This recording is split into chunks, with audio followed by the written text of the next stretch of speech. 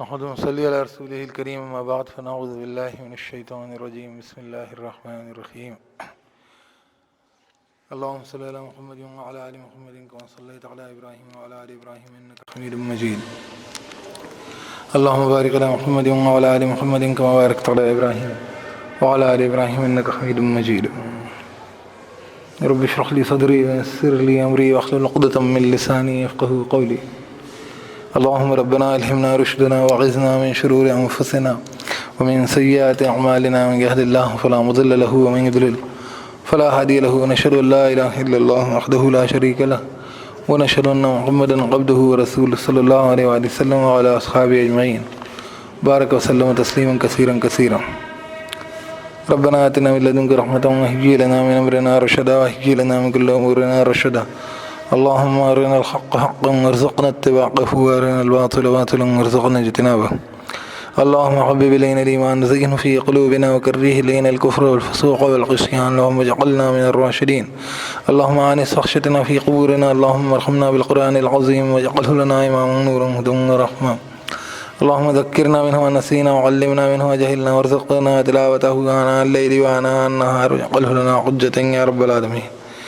وجعله لنا شفاء لما في الصدور والأجسام ولا تجعله علينا حجة يا رب العالمین۔ یا اللہ پاک قرآن کو سمجھنے غور فکر کرنے تدبر تفکر کرنے عمل کرنے اس کے پیغام کو دوسروں تک پہنچانے پھیلانے احکامات خود پہ لوگوں پہ نافذ کرنے لانے والے پیغمبر کے دین کو سمجھنے اسلام دین کو غالب ظاہر کرنے اس کے مقصد کو مکمل کرنے والا بنا دے اپنے بندوں میں شامل کر لے اپنے فضل سے عطا کر تمام قسم کے گناہوں خطاؤں کوتاہیوں کمزوریوں لغزشوں برائیوں کمیوں سیئات کو نبی کریم صلی اللہ علیہ وسلم کے صحابہ کرام رضی اللہ تعالیٰ عنہم اجمعین تمام انبیاء علیہم السلام تمام صدیقین شہداء صالحین رحمۃ اللہ علیہم اجمعین تمام آسمانی کتاب قرآن مجید والدین محترم دیگر اقربات بزرگان دین بندے ان کی شان کی گستاخیوں بے حرمتیوں کو ان کی دشکنی کو تیرے بندوں کے حق تلفیوں کو بڑے بڑے گناہ کفر تک پہنچا دینے والے گناہ ہلاک کر ڈالنے والے گناہ کبیرہ گناہ حبط عمل کے موجب گناہ دوزخ کی آگ واجب کرنے والے گناہ تمام قسم کفر شرک نفاق ظلم زیادتی فحش بے حیائی بغض و تکبر خرص لالچ حسد کینہ رشک باہمی اختلافات بدگمانی وظنی شخ نفس کلا ران علی قلوبہم ما کانوا یکسبون ایسا گناہ سے سیاحتیں زنکات دین کی بدعاتوں کو نفس کی کمزوریوں کو ریا ایسی گمراہیوں کو بداخلاقیوں کو تریائیں سریات سے بتی غفلتوں کو تیرے شاعر کی بے حرمتیوں کو باطل کے کفر کے دل پہ پڑ گیا رعب کو تجھ سے کہ گواد میں خلاف ورزی کے عدیدی کو شکنے کو اساق توڑنے قول و قرار سے ہٹنے کو اے اللہ اپنے فضل سے صفحہ ہستی سے مٹا دے معاف کر دے درگزر کر لیں مغفرت کر دے احسانات سے مدد کر دے ان کے برے اثرات جو ہم پر اور اوروں پہ پڑ گئے ہیں پڑھنے والے ہیں واقع ہو گئے ہیں واقع ہونے والے ہیں اللہ عز و جل انہیں مٹا دے مزید حفاظت فرما اعمال صالحہ کی توفیق مرحمت فرما تیری معرفت نصیب فرما اللہم لک الحمد انت قیم السماوات والارض فیہن ولک الحمد لک ملک السماوات والارض فیہن ولک الحمد وانت نور السماوات والارض لک الحمد وانت ملک السماوات والارض لک الحمد وانت الحق وعدك الحق ولقاؤك حق وقولك حق الجنة حق النار حق النبيون حق محمد صلى الله عليه وسلم حق الساعة حق اللهم لك أسلمت وبك آمنت عليك توكلت إليك أنبت وبك خاصمت إليك حاكمت فاغفر لي ما قدمت وما أخرت وما أسررت وما أعلنت أنت المقدم وأنت المؤخر لا إله إلا أنت ولا إله غيرك ولا حول ولا قوة إلا بالله اللهم لك أسلمنا وبك آمنا وعليك توكلنا إليك أنبنا وبك خاصمنا إليك حاكمنا فاغفر لنا ما قدمنا وما أخرنا وما أسررنا وما أعلنا أنت المقدم وأنت المؤخر لا إله إلا أنت ولا إله غيرك ولا حول ولا قوة إلا بالله أعوذ بالله من الشيطان الرجيم بسم الله الرحمن الرحيم اللہ کے نام کے ساتھ جو رحمان رحیم الحمد للہ رب العالمین تمام حمد شکر ثنا تعریف اللہ کے لیے ہے جو رب تمام عالمین کا الرحمن الرحیم جو رحمان الرحیم ہے مالک یوم الدین مالک یوم جزا سزا کا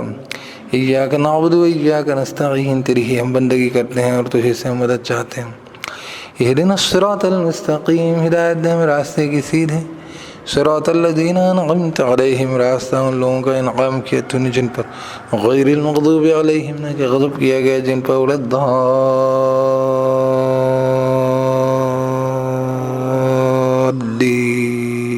الضالین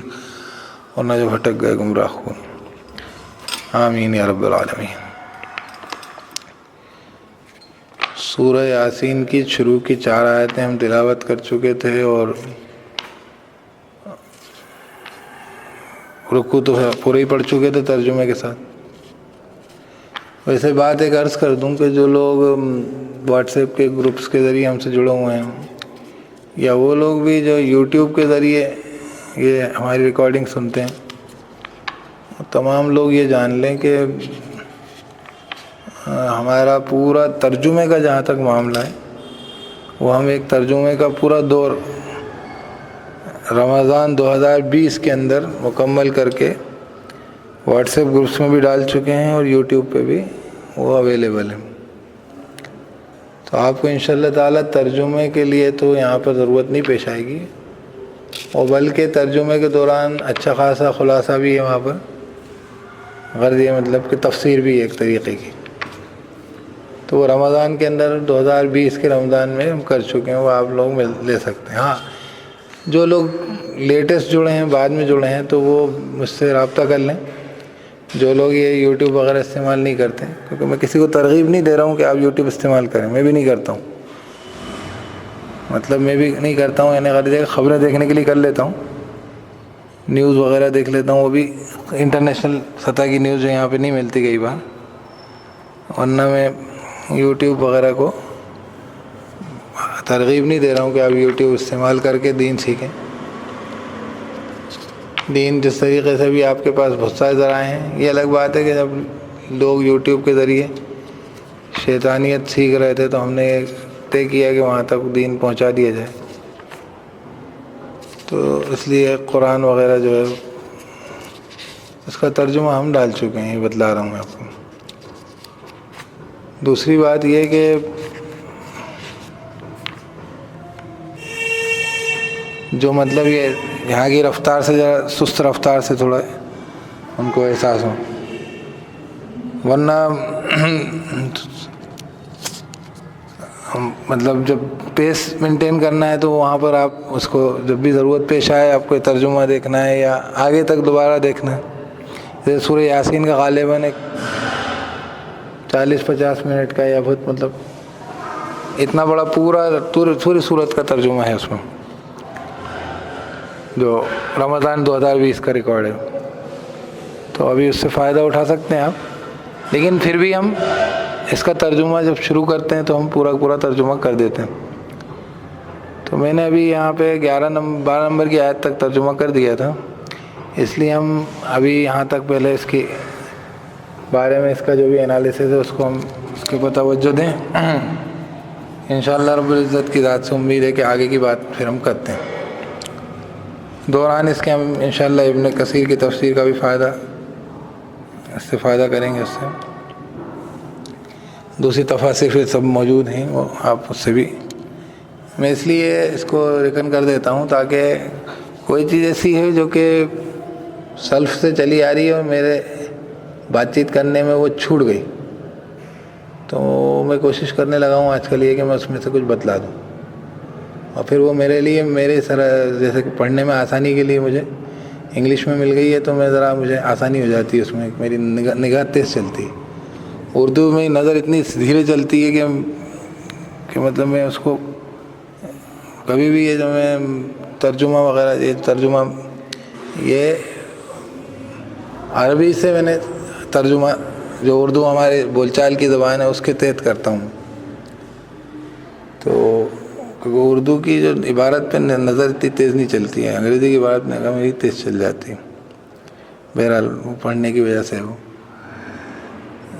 تو ہم یہاں تک پہنچے تھے کہ اس میں 2-3 باتیں جو میں نے بیان کی تھی گزشتہ، اس میں آخری بات آئی تھی کہ اعلیٰ صراط مستقیم، کہ آپ جو ہے راستے پر ہیں وہ سیدھا ہے. یہ قرآن میں آیت کئی جگہ آئی ہے، انک علی ھدی مستقیم، بے شک آپ سیدھی راہ پر ہیں. تو اللہ کے رسول صلی اللہ علیہ وسلم کا راستہ حق ہے، یہ آپ کو بھی بتلایا گیا تھا کہ آپ اس کے اوپر مطمئن ہو جائیں گے. یہ کسی قسم کا آپ نے غلط فہمی کا معاملہ نہیں پکڑ لیا ہے. اسی طریقے سے دوسرے لوگوں کو بھی بتایا گیا. لیکن ایک بات ہمیشہ کی ایک ہمارے لیے وہ ہے، ہمیشہ کا ایک ڈاکیومنٹ ہے کہ یہ جو طریقہ ہے محمد کا صلی اللہ علیہ وسلم، یہ بالکل حق ہے، یہی صحیح ہے. اور یہی ہمارے لیے کسوٹی ہے صحیح راستے کی۔ اب اس کے علاوہ جو میں بات کر رہا تھا کہ ہر آیت جو ہے وہ توحید، آخرت اور رسالت کے بارے میں بیان کرتی ہے، تو قرآن یہ جو اسلام کا راستہ، قرآن کا راستہ، محمد صلی اللہ علیہ وسلم کا راستہ، صراط مستقیم، یہ اپنے آپ میں اپنی کامل ہونے کا احساس دلاتا ہے۔ آپ اس کے بارے میں جب اس کے اوپر غور کریں گے تو اس کی ہر چیز جو ہے زندگی کے ہر پہلو کے اوپر یہ جو ہے بالکل سٹیک ہے، اور ہر فرد اور ہر جمعیت اور انسان کیا، جنات کیا، اور جملہ مخلوقات کیا، ہر ایک کے لیے جو اس کے جو حقائق بیان کیے گئے ہیں وہ حقائق، اسی لیے قرآن میں اگر کوئی فیکٹس آ جاتے ہیں، یہ بات ذرا بیان کرنے کی تھی، کل جو باتیں آئی تھی اس میں ایک بات رہ گئی تھی کہ قرآن مجید نے اگر کوئی فیکٹ بیان کر دیا، کوئی چیز فیکچولی بیان کر دی گئی ہے، تو فیکچولی پھر وہ کریکٹ ہی ہوتی ہے۔ یہ پرابلم بس فیکٹس کے ساتھ یہ رہتی ہے کہ آپ جب فیکٹس کو جانتے ہی نہیں ہیں تو آپ کہاں سے اس فیکٹ کو ویریفائی کر پاؤ گے۔ تو اس لیے یہ بات ہو سکتی ہے کہ جو قرآن کی آیت کا جو مفہوم لیا جاتا ہے وہ ان فیکٹس کے مد نظر لیا جاتا ہے، ان کے پرسپیکٹیو میں لیا جاتا ہے۔ فیکٹ کہتے ہیں مطلب کوئی چیز جو بالکل ایک ٹھوس بات ہے، مطلب جیسے یہاں سے بھوپال سے اندور 200 کلومیٹر ہے، تو یہ فیکٹ ہے۔ اب اگر ہمیں اس کی صحیح جانکاری کم ہوگی کہ زمانے میں ہم 150 مانتے ہوں تو ہم اس کو اسی حساب سے سمجھتے رہیں گے نا، تو ہم کیا کریں گے اس کے اندر، تو یہ پرابلم رہتی ہے۔ لیکن اللہ رب العزت کا کام یہاں پہ یہ تھا نہیں اصل میں کہ آپ کوئی یہ چیزیں بتائیں، بیان کریں، تو اس لیے اس سے آپ کے عمل پہ کوئی فرق واقع نہیں ہوتا۔ اس لیے جس زمانے میں زمین کا تصور چپٹا ہو، گول ہو، سپاٹ ہو، وہ زمین کے تصور سے ایمان والے کا ایمان اور عمل وابستہ نہیں تھا، اس کا عمل وابستہ اس بات سے تھا کہ اس کو چلتے وقت جو ہے، یہی والی بات ہے کہ سواری پہ بیٹھو تو سواری کا حق ادا کرو، جس سے معاہدہ کرا اس کا معاہدہ پورا کرو، اپنے مقام سے کم اتنی میل کی دوری تک پہنچ جاؤ تو پھر قصر کر لو نمازوں میں۔ اسی طریقے سے عورت ہے تو بھئی غیر محرم کے ساتھ سفر جو ہے اکیلے سفر نہ کرے، محرم رشتہ دار کے ساتھ سفر کرے۔ تو ان باتوں کا اس سے کوئی تعلق ہی نہیں کہ زمین چپٹی ہے کہ گولے کے، کوئی بڑا فرق واقع نہیں ہوتا۔ وہ تو ابھی آپ نے جا کے بہت ساری بحثیں کھڑی کری ہیں کہ صاحب وہ جو ہے مطلب وہی بحث کھڑی کر لی گئی ہے چاند کی تاریخ وغیرہ کو لے کر، ورنہ کچھ ہوتا نہیں ہے ان سب چیزوں سے۔ تو یہ جو ہاں دین کی سمجھ میں یہ ہے کہ ہماری سمجھ ذرا، ہمیں کئی باتیں جو کہ فیکچولی بیان کر دی گئی تھی اور ان کے بارے میں آج معلوم ہوتا ہے تو ہمارا اللہ کی کتاب کے الہامی ہونے پہ یقین بڑھتا ہے وہ، کیونکہ ظاہر سی بات ہے کہ انسان کو اللہ رب العزت نے یہ قرآن دیا تو اس کو سامنے آگے تو دیا نہیں، تو اس کا یہ یقین و ایمان ہے یہ تو، لیکن جب اس کی جو حقائق ایک دم اس کے سامنے آ جاتے ہیں تو اس کو دھیان لگتا ہے واقعی اس ذات کی طرف سے جس کا ایمان، جس کا نالج کمپلیٹ ہے، یہ اس اللہ کی طرف سے اس کا علم کامل ہے۔ تو یہ ایسا ہوتا ہے، فیکٹس کبھی آ جاتے ہیں تو بہت اچھا لگتا ہے، لیکن فیکٹس ہمیشہ کیا ہوتا ہے کہ وہ جب بھی اپن کو جو بھی دیکھتے ہیں زمانے کے جو بھی فیکٹس ہوتے ہیں وہ اس وقت کے اوپر بھی ڈیپینڈ کرتے ہیں کہ اس کے بارے میں لوگوں کو کتنی جانکاری ہے۔ تو اس لیے ان جانکاریوں کو بدلنے سے قرآن کی تفسیر میں اور اس کے بارے میں لکھنے والوں میں کوئی چیز، اس لیے ہم تو قرآن کا ترجمہ بھی جب ہوتا ہے اس کے بارے میں بھی کہا جاتا ہے کہ یہ مفہوم کا ترجمہ ہے، it is the translation of the meaning, مطلب قرآن کی جو عربی لفظ میں جو اس کی سمجھ لی گئی، اس سمجھ کو ہم نے پھر اردو میں، ہندی میں، انگلش میں، فرینچ میں، جرمن میں ٹرانسلیٹ کرا، مطلب اس بات سے جو سمجھا گیا ہے اس کو ہم ٹرانسلیٹ کر رہے ہیں۔ اب یہ کہ اس ٹائم یہ سمجھا جاتا تھا، وہ سمجھا جاتا، تو میں نے پھر بتایا کہ جہاں تک رہی بات احکامات الہی کی، تو اللہ اس کے رسول نے جو سمجھ کے جو اس پہ احکامات جو دیے گئے ہیں وہ تو کوئی بھی نہیں بدلیں گے۔ لیکن جو دنیا میں چیزوں کی حکمت، دنیا کے فیکٹس جو میں نے کہا کہ ان کی سمجھ، تو وہ تو اس الفاظ میں جو احتمال ہے نا، اس الفاظ میں جو میننگ موجود ہے، اور وہ اگر دین کے بنیادی حقائق سے نہیں ٹکرا رہا، دین کی بنیادی حقائق سے، جو میں نے کہا جیسے کہ اللہ کے بارے میں کوئی ایسا تصور قائم نہیں کرنا جو عقیدے کے خلاف ہو اسلامی، تو پھر وہ ہم اس کے بارے میں پھر بعد میں سوچتے ہیں کہ یار یہ بات اس وقت یہ سمجھی تھی ہم نے، اب اس کے بارے میں یہ سمجھ میں آ رہا ہے کہ اصل میں یہ ہے،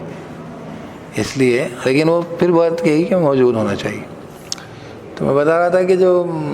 کبھی لیکن اللہ تعالیٰ نے اگر فیکٹس بیان کیے ہیں تو وہ فیکٹس ہی ہوتے ہیں، اور وہ ہمارے ایمان میں اضافہ کرتے ہیں۔ لیکن یہاں پہ بات آ رہی ہے آیتوں کی، اللہ کی آیتیں، تو اللہ کی آیتیں مختلف طریقے سے اللہ تعالیٰ کی نشانیاں ہیں، اور وہ اللہ رب العزت کی پہچان کراتی ہیں ہمیں، اور احساس دلاتی ہیں کہ وہ اللہ تعالیٰ کی جس کی یہ ساری صفات ہیں۔ کہیں پر اس کا غیظ و غضب نظر آئے گا، کہیں اس کی رحمت نظر آئے گی، کہیں اس کی باریک بینی نظر آئے گی، یہ سب قرآن کی آیتوں میں بھی نظر آتی ہیں، یہ بتا رہا ہوں۔ تو اگلی آیت اب یہاں آ جائے گی، تو ایسا ہی قضیہ صراط مستقیم نے سیدھا راستہ، یہ دین یہ توحید کا بھی احساس دلاتا ہے کہ یہ کچھ کسی کامل ذات ہے، اللہ رب العالمین کی طرف سے جو ہے نازل کردہ راستہ ہے، اور اس کا چلنے والا جو ہے یہ کسی کام پہ، کسی مشن پہ بھیجا گیا ہے، محمد صلی اللہ علیہ وسلم۔ اور تیسری بات یہ ہے کہ یہ راستہ جو ہے ہمارے لیے آخرت کی کامیابی ناکامیابی کی کسوٹی ہے، اسی کی بنیاد پہ ہمیں ضرور اس کے اوپر ہم سے جواب دہی لی جائے گی، یعنی ہم سے جواب طلبی کی جائے گی۔ تو اسی کے ہم جواب دیں کہ ہم اس پہ چلیں کہ نہیں چلیں۔ تو آگے اللہ پاک نے اب اس کے بعد یہاں پہ بات 4 آیتوں بعد 5ویں آیت میں کہا تنزیل العزیز الرحیم، تو جو ہے یہ جو ہے تنزیل جو ہے، ایک آپ نے آیت پیچھے پڑھی ہوگی تنزیل الکتاب من اللہ العزیز الحکیم، تنزیل الکتاب وہ اس طریقے سے تھا کہ کتاب کی تنزیل، کتاب کا نازل ہونا اللہ کی طرف سے۔ اب یہاں پہ قرآن کی بات کرتے ہوئے کہا کہ یہ قرآن جو ہے یہ تنزیل العزیز الرحیم، اس کا نازل ہونا اس زبردست ذات کی طرف سے،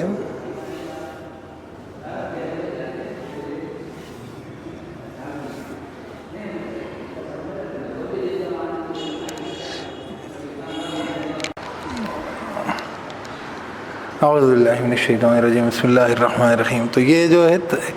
قرآن جو ہے یہ تنزیل ہے زبردست رحم کرنے والے کی۔ اچھا اس میں ایک بات بتا دوں میں کہ یہ جو ہے یہ والقرآن الحکیم جو ہے، یہ قرآن کی جو قسم کھائی گئی ہے، یہ اس کے اوپر یہ بات آئی والقرآن الحکیم تنزیل العزیز الرحیم، یہ تنزیل ہے زبردست رحم کرنے والے کی، یعنی قرآن کے متعلق بات چیت چل رہی ہے۔ تو یہ پچھلی آیت سے یہ منسوب ہے، حالانکہ وہ بیچ میں بات آ گئی کہ والقرآن الحکیم انک لمن المرسلین، قسم قرآن کی جو حکمت والا ہے بے شک تو رسولوں میں سے ہے۔ تو لیکن وہ والقرآن الحکیم جو ہے وہ قرآن، اس کے بارے میں مزید بات آئی ہے کہ یہ قرآن تنزیل ہے زبردست رحم کرنے والے کی۔ تو ہے تو یہ وہی مضاف ہے، لیکن یہ پیچھے سے منسوب ہے، اس لیے زبر آئے گا اس کے اندر، پیش نہیں آئے گا، نہیں شروع میں پیش آتا ہے، دوسرے پہ زیر آتا، اس میں زیر تو آئے گا کیونکہ اگلے پہ وہی تنزیل العزیز، عزیز کی تنزیل ہے۔ اچھا خیر یہ تو بات ہو گئی، تو گرامیٹیکل بات آ گئی اس لیے بتا دیا میں نے، میں اس پہ رک گیا تھا تھوڑا سا ٹرانسلیشن کرنے سے پہلے۔ تو کہہ رہے ہیں زبردست رحم کرنے والے کی تنزیل ہے، تو اس میں اب پھر یہ آیت آ جائے گی، تو یہ تو اللہ تعالیٰ کا نام، اللہ ہے ہی عزیز زبردست طاقتوں والا اور خوب رحم کرنے والا، یہ دونوں سائملٹینیسلی صفت ہیں اللہ رب العزت کی جو قرآن مجید کی آیتوں میں ہیں۔ ان دونوں کا احساس ہمیں اللہ پاک دلاتا رہتا ہے کہ اللہ تعالیٰ قدرت پہ آئے، کبریا کسی کی گرفت کرنے پہ آئے، اللہ تعالیٰ کی برتری دکھنے پہ آئے تو بہت بڑا ہے، بہت زبردست ہے، غالب ذات ہے، اور اللہ رب العزت بے انتہا رحم کا اور معاف کرنے کا، درگزر کرنے کا، رعایت کرنے کا معاملہ کرتا ہے۔ وہ سب بھی اس کے ساتھ ہی یہاں پہ نظر آتا ہے کہ کہیں پہ کہتا ہے کہ میرے بھی رحمت سے مایوس نہ ہو، میرے ان بندوں سے کہو جنہوں نے اپنی جان پہ ظلم کیا، قل عبادی الذین اسرفوا علی انفسہم لا تقنطوا من رحمت اللہ ان اللہ یغفر الذنوب جمیعا، اللہ کی رحمت سے مایوس نہ ہونا،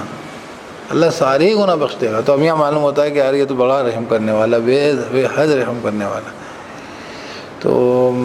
اب یہ اس قرآن کے اندر، یہ قرآن خود اپنے بارے میں بیان کر رہا ہے یہاں پہ کہ اللہ تعالیٰ کی طرف سے، اس کی طرف ہے جو بہت رحم کرنے والا ہے۔ تو قرآن بھی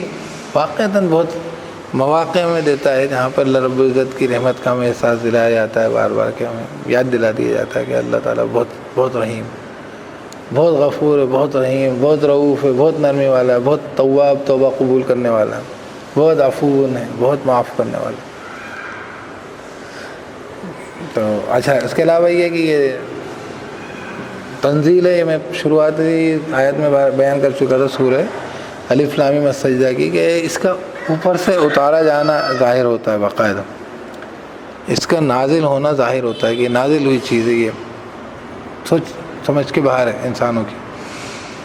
ہماری خود کی فکر و فہم اور عقل کے گھوڑے دوڑا کے ہم یہ سب نہیں کر سکتے، تو وہی جو چیلنج ہے۔ لیکن یہاں پہ دوسری دو چیزیں بھی ہیں کہ اللہ رب العزت کی دو صفات ایک ساتھ یہاں پہ ظاہر ہوتی رہتی ہیں۔ اس میں ایک بات اور ہے، سورہ شعراء میں اللہ پاک بار بار کہتے ہیں ان ربک لہو العزیز الرحیم، کہ بے شک تیرا رب جو ہے بڑا زبردست ہے۔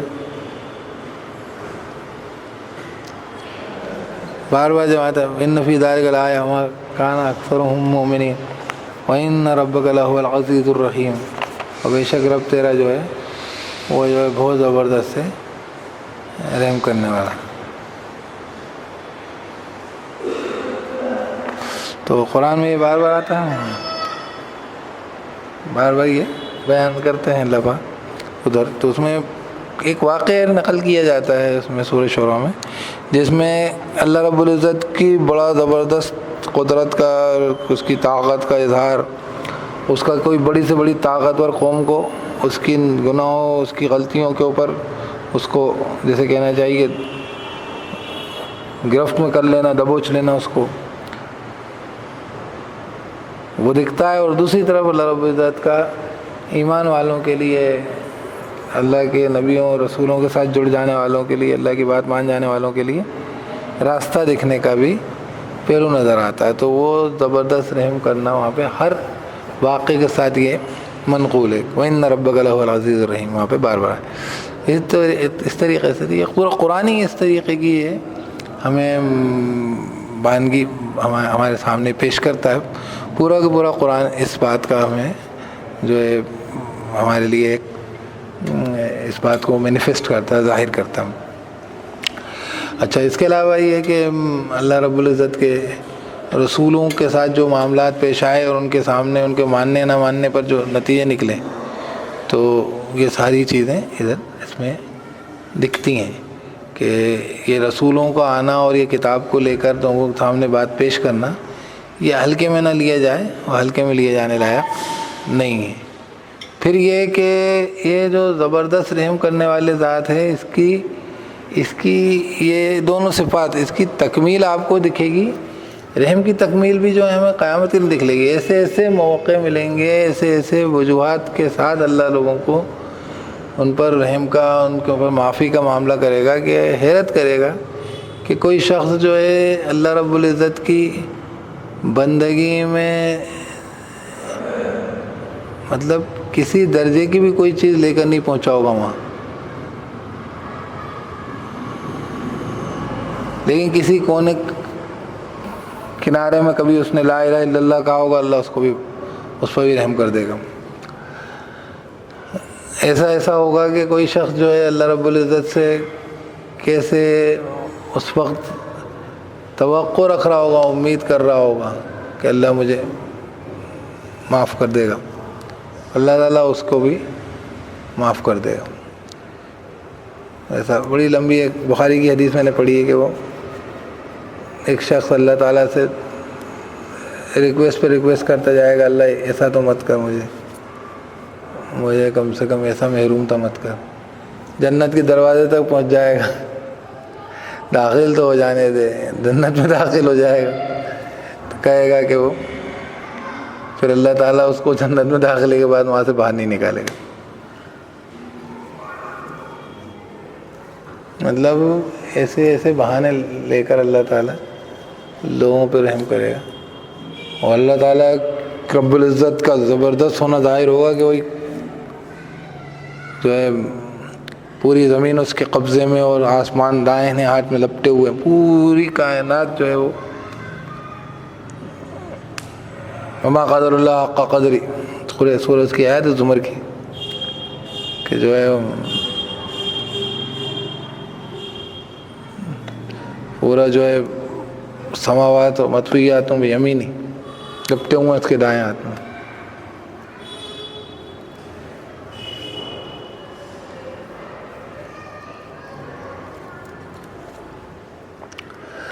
تو خیر یہ بات ہو گئی. اب مطلب یہ کہ اللہ تعالیٰ کا یہ معاملہ قیامت میں نظر آئے گا، جو آخرت کی جو منزل ہے وہاں پر پتہ چلے گا. تنزیل العزیز الرحیم، یہ قرآن جو ہے زبردست ذات کی طرف سے جو بہت رحم کرتا ہے. یہ دونوں چیزیں ایک ساتھ، لیکن یہ ہے کہ آپ کیا چاہتے ہو. اللہ تعالیٰ سے اس کی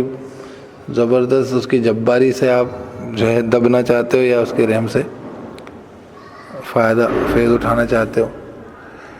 لیکن اب یہاں پہ بیان کیا گیا آگے کہ لتنذر قوما ما انذر آباؤہم فہم غافلون،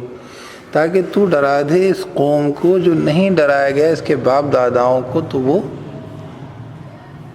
تو وہ غافل ہیں، سارے کے سارے غافل.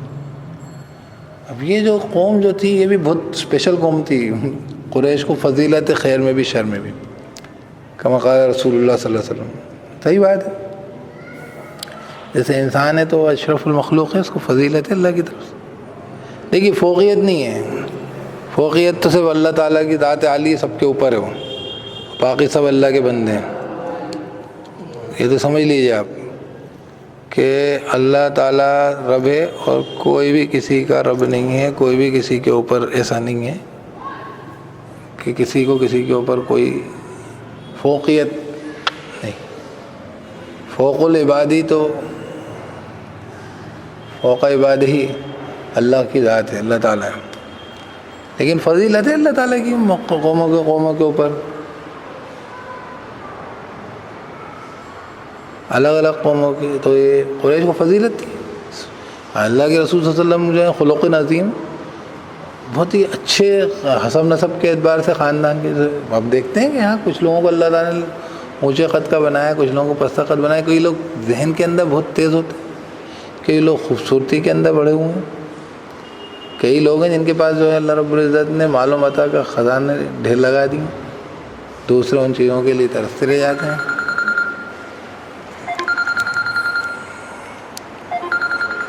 تو یہ ایک میں ذرا اعوذ باللہ من الشیطان الرجیم بسم اللہ الرحمن الرحیم. تو خیر وہ بیچ میں فون اس لیے آ گیا تھا کہ وہی اسی کی تنزیل العزیز الرحیم کی گرامٹیکل اس کے اوپر کہ یہ تنزیل جو ہے یہ پیچھے سے ایک بات ہے جو میں بتا رہا تھا آپ کو کہ وہ اس کا یہ مفعول ہے. جب کوئی چیز کا فاعل کے بعد مفعول آتا ہے تو فاعل جو ہے وہ تو پیش میں آتا ہے اور مفعول جو ہے زبر میں آتا ہے. تو یہ مفعول ہے لیکن اس کا فاعل جو ہے وہ محذوف چھپا دیا گیا ہے. مطلب قرآن کی بات ہو رہی ہے کہ جو قرآن جو ہے یہ تنزیل العزیز الرحیم ہے. یہ اور یہاں پر جو بات ہے یہ تنزیل العزیز الرحیم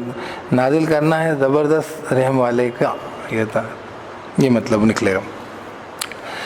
تو پیش کیوں نہیں آیا اس لیے بتلانا میں جو اس کے لیے میں اس میں کنفرم کر رہا تھا کہ یہ اس کے پیچھے کی بات جو اس میں غائب کر کے بات کی گئی ہے، قرآن کے بارے میں بات چیت چل رہی. اچھا خیر آگے پڑھیے تو کیا کہہ رہے ہیں کہ لتنذر قوما ما انذر آباؤہم فہم غافلون. اب یہ قریش کے بارے میں ہم بات چیت کر رہے تھے کہ قریش جو ہے یہ قوم جو تھی اس کو فضیلت تھی. اللہ تعالیٰ کے رسول صلی اللہ علیہ وسلم کو اللہ تعالیٰ نے وہی والی بات ہے رسولوں تلک الرسل فضلنا، رسول ہیں جن کو ہم نے فضیلت دی، بعضهم علی بعض، بعض کو ان کے بعض پر. تو یہ فضیلت تو ہے، فوقیت کبھی نہیں ہوتی کسی کی. فوقیت تو وہ القاہر فوق عبادی، اللہ ہے اپنے بندوں پہ قاہر. تو لیکن فضیلت ہے تو اس کے اندر باقاعدہ یہ سب تمام چیزیں جو بتا رہا تھا کہ الگ الگ قومیں ہیں، کوئی قوم طاقتور ہے، کوئی قوم خوبصورت ہے، کوئی لوگ ذہین ہے، کسی کے پاس پیسہ زیادہ وغیرہ وغیرہ. تو اس طریقے سے قریش کو فضیلت تھی بہت کچھ چیزوں میں، اور بڑے مطلب قریش کو خیر کے کاموں میں بھی بہت بڑے ہوئے تھے کہ خیر کا کام تھا تو ظاہر سی بات ہے کہ ان کے اندر یہ حالت تھی کہ یہ نبی صلی اللہ علیہ وسلم کی بعثت ہوئی ہے، اس کا اسی بات کا اس سے بڑھ کر کیا خیر ہو سکتی پوری کائنات کے لیے رحمت تمام، جیسے کہنا چاہیے سید الکونین دنیا اور آخرت کے لیے۔ لیکن دوسری طرف یہ تھا کہ اس کی اینٹی تھیسس تھی، اور ہوتا یہی جب جیسے انسان ہے نا کہ انسان کو اللہ رب العزت اس کو اشرف المخلوق بنایا، لیکن انسان اگر اللہ کی بندگی نہ کرے تو وہ مطلب بدترین گندی سے گندی، خراب سے خراب، غلیظ سے غلیظ، بالکل جس کی کوئی اہمیت نہ دی جائے اس سے بھی خراب مخلوق انسان ہوتا ہے، کیونکہ ہر شے تسبیح کرتی ہے اللہ کی، اللہ رب العزت کی ایک ہونے کی، اس کی توحید کی جو ہے گواہی دیتی ہے، اور اللہ تعالیٰ کے حمد اس کی خوبی بیان کرتی ہے، اور اللہ تعالیٰ نے اس کو جو کام سپرد کیا وہ کام انجام دیتی ہے۔ انسان نہیں کر رہا ہوتا تو وہ اپنی وجود کو ہی برباد و ضائع کرتا ہے، اور اتنے اونچائی سے جب گرتا ہے تو وہ اسفلہ سافلین نیچے جاتا ہے۔ تو اس لیے جب قریش گائے گزرے ہوئے تھے تو بہت گائے گزرے ہو گئے تھے، تو اللہ پاک نے ان کو سدھارنے کے لائق ایک قرآن نازل کیا ہے۔ اس میں ایک بہت خاص بات ہے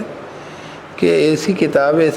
ہے واقعتاً اگر ہم اس کو پڑھیں، ہم تو اپنی زندگی میں دیکھتے رہے اس کو، کہ اللہ تعالیٰ نے جب سے ہمیں اس کا سمجھنے کا تو تھوڑا سا جیسے کہتے ہیں ہم سے ہمارا تار جوڑا اس کے سمجھنے سے، جس وقت سے ہم نے اس کو سمجھنا، اس کے اندر غور کرنے کا، اور یہ تفاسیر کا سلسلہ اور سب، تو دنیا کچھ اور ہی ہوئی، اور اس کے بعد تو مطلب یہ ہے کہ ادھر جانے کا اس طرف موقع ہی راستہ بند ہو چکا، مطلب ٹوٹل ریولیوشن جسے کہتے ہیں نا، کمپلیٹ ریولیوشن، کلی انقلاب برپا کر دینے والا معاملہ ہے۔ تو یہ ہے واقعی سے، اس کے لیے جب ہم اس کی سورہ یاسین کی آخری رکوع کی بالکل اختتامی جو جیسے کہنا چاہیے سیکنڈ لاسٹ رکوع، اور وہاں پہ جب آخری حصے کو جب ہم پڑھ رہے ہوں گے تو یہ اس کا احساس وہاں پہ ہونے لگ جاتا کہ اللہ رب العزت یہ، بلکہ وہی آخر رکوع کے اندر یہ آیت آتی ہے کہ لِيُنذِرَ مَنْ كَانَ حَيًّا وَيَحِقَّ الْقَوْلُ عَلَى الْكَافِرِينَ، کہ جو بھی زندہ ہو، ذرا سی بھی زندگی ہو تو اس کو یہ چیتا دے گا۔ تو یہ ایسی گئی گزری قوم جو کہ باپ داداؤں کے زمانے سے جاہل ہو گئے تھے، وہ اس حساب سے دیکھیں، مطلب ان کی جو نالج کا جو وہ تھا، سیٹ اپ تھا ان کے بیچ میں سیکھنے سکھانے کا جو بھی طریقہ تھا وہ بالکل ختم تھا، ان کے پاس کوئی روایت بھی نہیں تھی، پیچھے سے کتاب والے بھی نہیں تھے، اور انتہائی درجے کی جیسے دور جاہلیت کہتے ہیں اس کو، جہالت جاہلیت، جاہلی کہتے ہیں، جاہل ایک جاہل عالم کے جگہ جاہل ہے، جاہلی یعنی کہ وہ جاہلی طریقہ کار کرتا ہے، جاہلیتن، جب دور جاہلیت کہتے ہیں نا تو جاہلیتن یعنی کہ وہ جو بالکل جاہلی طریقوں کے اوپر رہنے کا معاملہ، اس قدر مطلب جہالت جو ہے وہ ٹرینڈ بن گئی ہو، جہالت جو ہے وہ کیا بن گئی، ٹرینڈ بن گئی، وہ انسٹیٹیوشنلائزڈ ہو گئی ہو، اتنی انسٹیٹیوشنلائز ہو گئی ہو کہ مطلب اس کے مطلب پورا الٹرنیٹ پیٹرن بن گیا ہو، الٹرنیٹ مطلب ایک چیز کے اگینسٹ پورا نیا بن گیا ہو۔ جیسے آپ کہتے ہیں نماز پڑھ رہے ہیں، روزہ رکھ رہے ہیں، شادی کر رہے ہیں، نکاح کر رہے ہیں، آپ جو ہے حج کر رہے ہیں، قربانی دے رہے ہیں، آپ باقاعدہ جو اور کوئی جو ہے آپ کے جو ہے طریقے ہیں، رسم عبودیت ہیں نماز کے لیے، رکوع ہے، سجدہ، ان کے پاس پورے الٹرنیٹ طریقے تھے، پورے من گھڑنت بنے ہوئے تھے، تو جاہلیت انسٹیٹیوشنلائز ہو گئی تھی، سب کفر ہے، سب شرک ہے، سب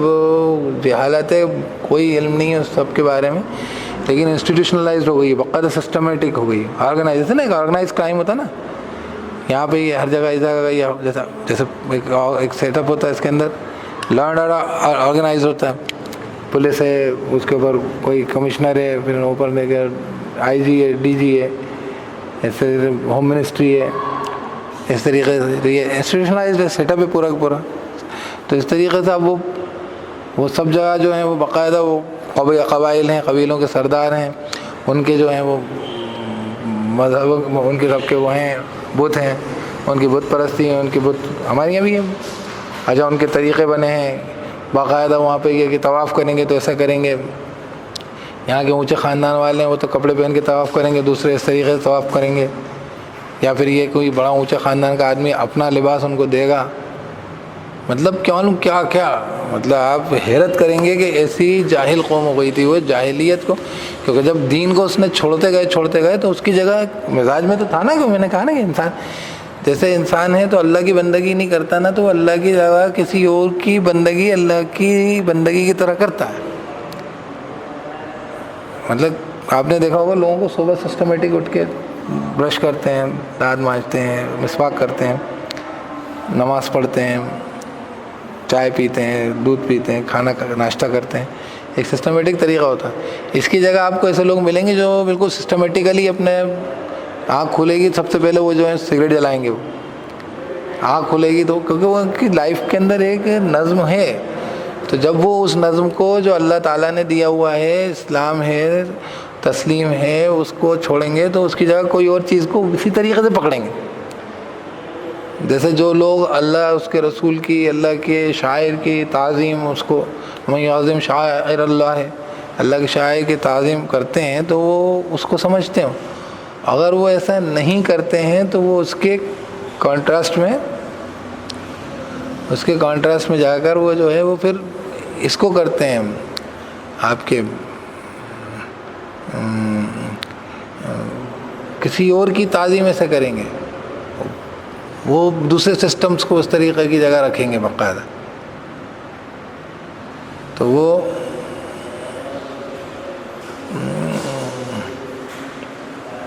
اس لیے یہ جو ہے آپ اگر اس کے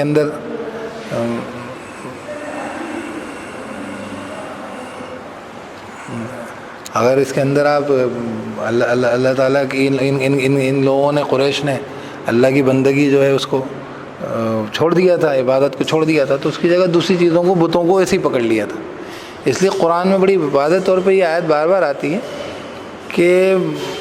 فمن اظلم ممن افترى على الله كذبا وكذب بآياته او كذب بالصدق اذ جاء۔ اللہ تعالیٰ مطلب بہت بڑا ظالم وہی دو ہیں جو کہ اللہ کے اوپر جھوٹ چڑھیں۔ اصل میں وہ اللہ کے اوپر جھوٹ چڑھتا ہمیشہ یہ نہیں کہتا اللہ نے کہا ہے، لیکن کئی کاموں کو اس طریقے سے کرتا ہے جیسے اللہ کی طرف سے اترے ہوئے گاسپل آف ٹروتھ ہیں، بالکل ایسے ہی کیے جاتے ہیں، بالکل ڈیوائن رولز ہوتے ہیں، بدلے اور توڑے نہیں جا سکتے۔ اور دوسرا کام جو تھا وہ یہ ہوتا ہے کہ جو سچا جو دین ہوتا ہے، جو واقعی نازل کیا گیا ہوتا ہے، تنزیل ہوتی ہے جو، اس کو وہ جو ہے درکنار کر کے رکھ دیا جاتا ہے۔ جیسے اللہ کی کتاب کو تو وراء ظہورہم پھینک دیا تھا، واتبعوا ما تتلو الشیاطین علی ملک سلیمان، یہ انہوں نے کرا تھا۔ تو غرض یہ کہ اللہ رب العزت نے جو ہے ان کو جو ہے وہ ایسی قوم کو وارن کرنے، ڈرا دینے کے لیے، بیٹا ایسی قوم کو وارن کرنے کے لیے، ڈرا دینے کے لیے، چیتا دینے کے لیے، ہوشیار کر دینے کے لیے یہ قرآن نازل ہوا ہے۔ ان کے باپ داداؤں کو کوئی ڈرانے والا، اچھا ایک تو بات بالکل فیکٹ ہے کہ حضرت ابراہیم علیہ السلام کی جو اولاد جو تھیں، حضرت اسماعیل، ان کے بعد سے یہاں پر کوئی رسول نہیں آیا تھا، تو ان کے بیچ میں یہ چیز ہو گئی تھی،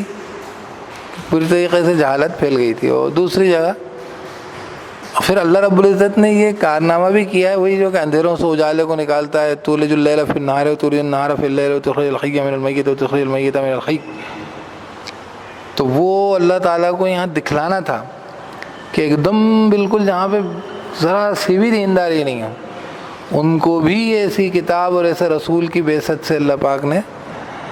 جگہ دیا، اٹھا دیا اور زندہ کر دیا۔ اعوذ باللہ من الشیطان الرجیم۔ تو میں یہ کہہ رہا تھا کہ یہ جو ہے، یہ ایسی قوم جو کہ بالکل اپنی طریقے سے حد درجے ہے، یہ تو بات تھی کہ ان کے بیچ میں کوئی رسول نہیں آیا تھا اس وقت تک۔ اب اللہ رب العزت نے ایک بہت بڑا مظہر ہوا اللہ تعالیٰ کا کہ اللہ تعالیٰ نے بالکل جو جاہل قوم جو ریگستان کے اندر سے زمزم کو پھوڑ دینے والا اللہ رب العالمین کا معاملہ یہ بھی ظاہر ہوا ہے. تو ایسی بالکل بے جان گئے گزرے لوگ ہیں، ان کو بھی یہ قرآن پلٹ دینے والی صفت رکھتا ہے. اور دوسری بات یہ کہ بالکل جیسے کہتے ہیں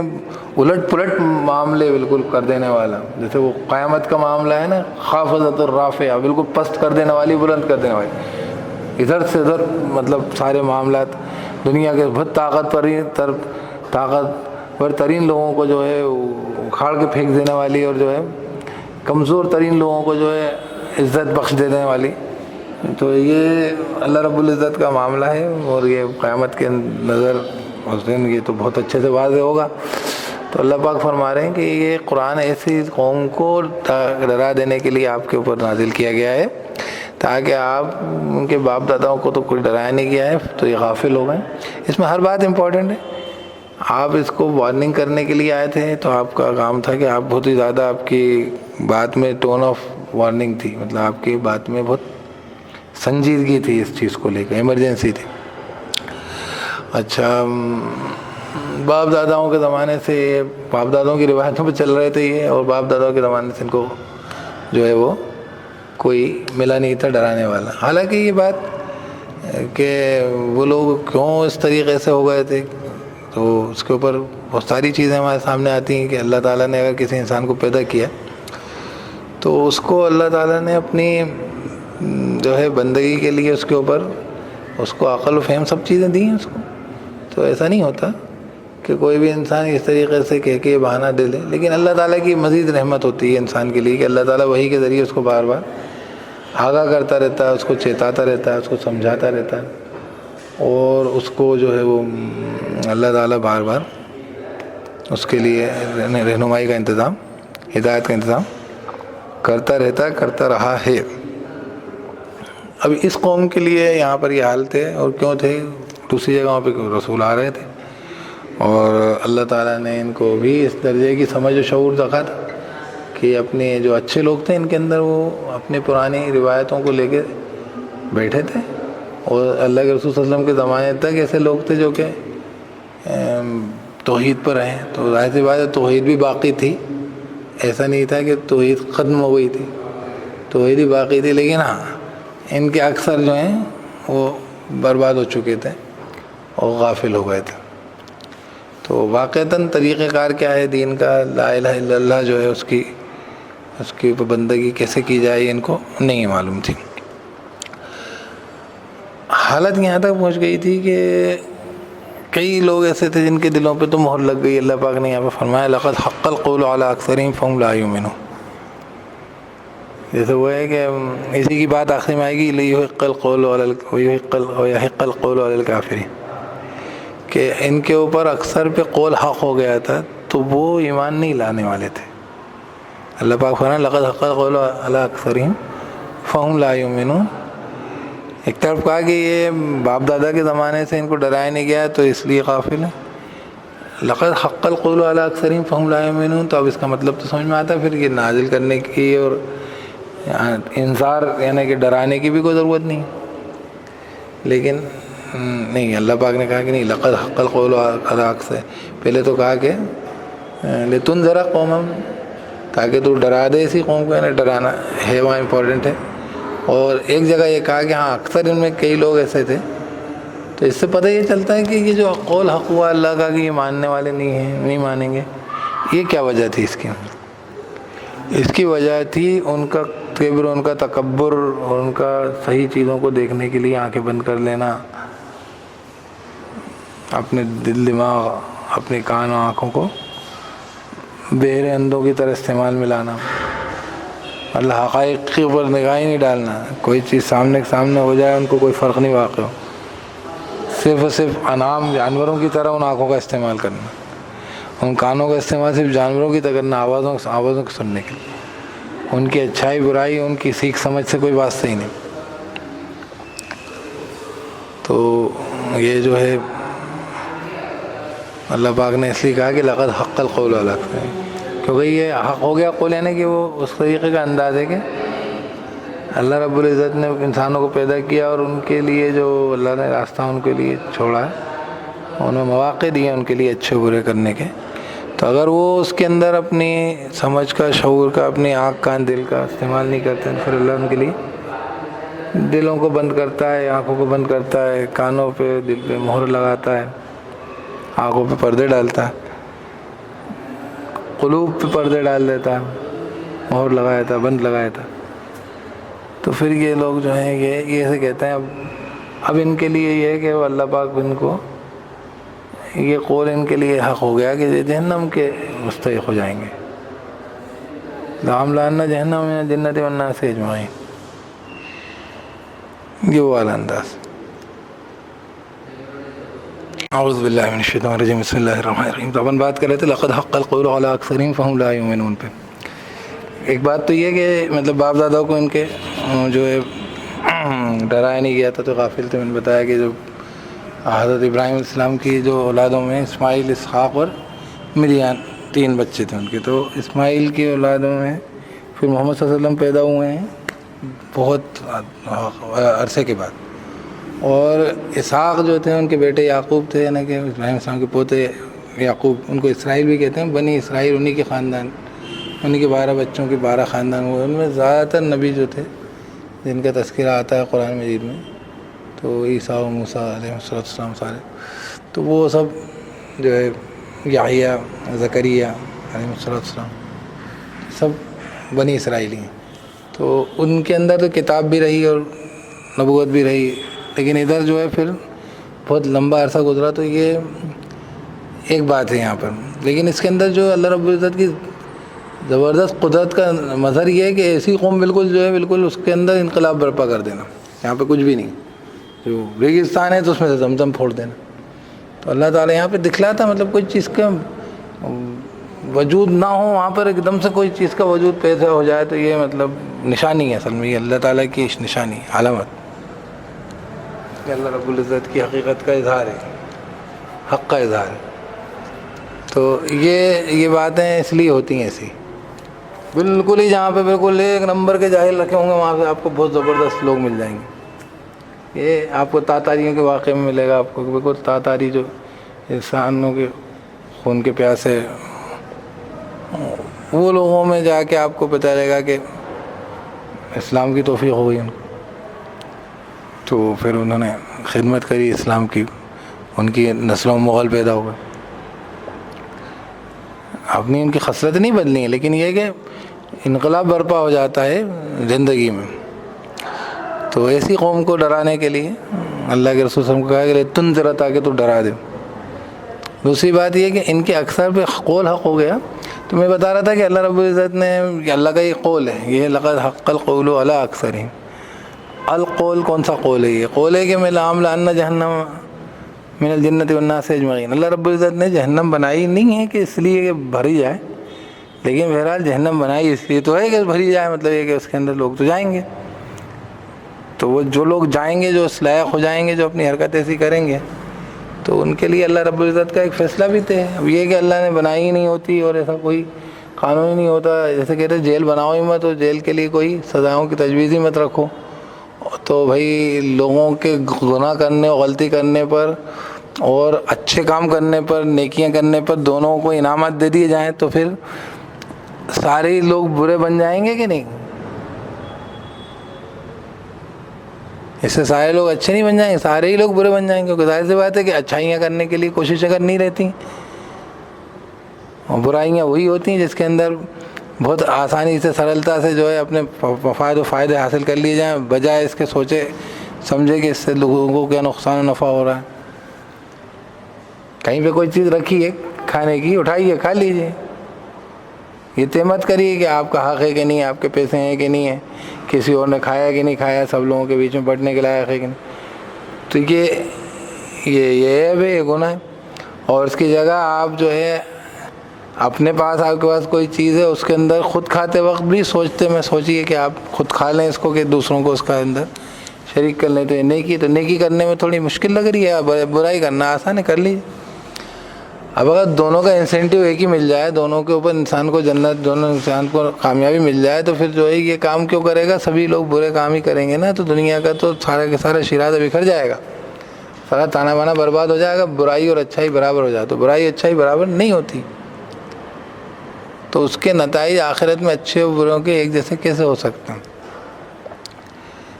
تو چنانچہ اللہ رب العزت نے بہرحال یہ بھی دوزخ بھی بنائی ہے، اور دوزخ کے لیے اللہ تعالیٰ کا قول ہے کہ ہم اس کے اندر ایسے انسانوں کو، ایسے جناتوں کو، شیطان کی اتباع کرنے والوں کو بھر دوں گا میں،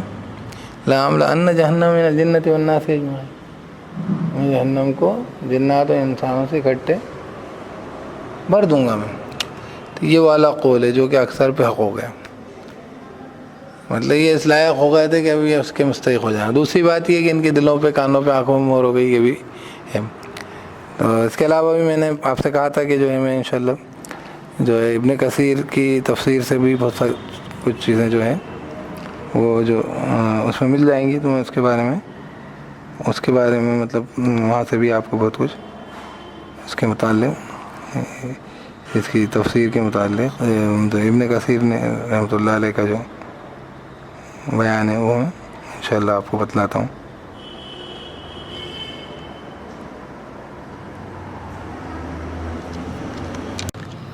ابن جریر نے اس کے بارے میں کہا ہے کہ جو اللہ رب العزت نے لوح محفوظ میں ہر چیز لکھی ہوئی ہے، اس کے اندر یہ چیزیں لکھی ہوئی ہیں۔ خیر بہرحال لوح محفوظ کے اندر یہ لکھا ہوا ہے کہ جو اس طریقے کے حرکتیں کرنے والے ہیں تو وہ لوگوں کے لیے جو ہے، تو اس میں بہت سارے لوگ ایسے تھے جن کے بارے میں یہ بات چیز طے ہو چکی تھی کہ اب مانیں گے نہیں، تو اس لیے بھی یہ بات ہے۔ باقی جو بات پیچھے کی جو سینٹنس کے مطلب یہ کہ یہ تو خیر اللہ کو ہی معلوم ہوتا ہے کہ کون کون کے لئے اصلی معاملہ ہو چکا ہے، ان کی حقیقت اللہ تعالیٰ کے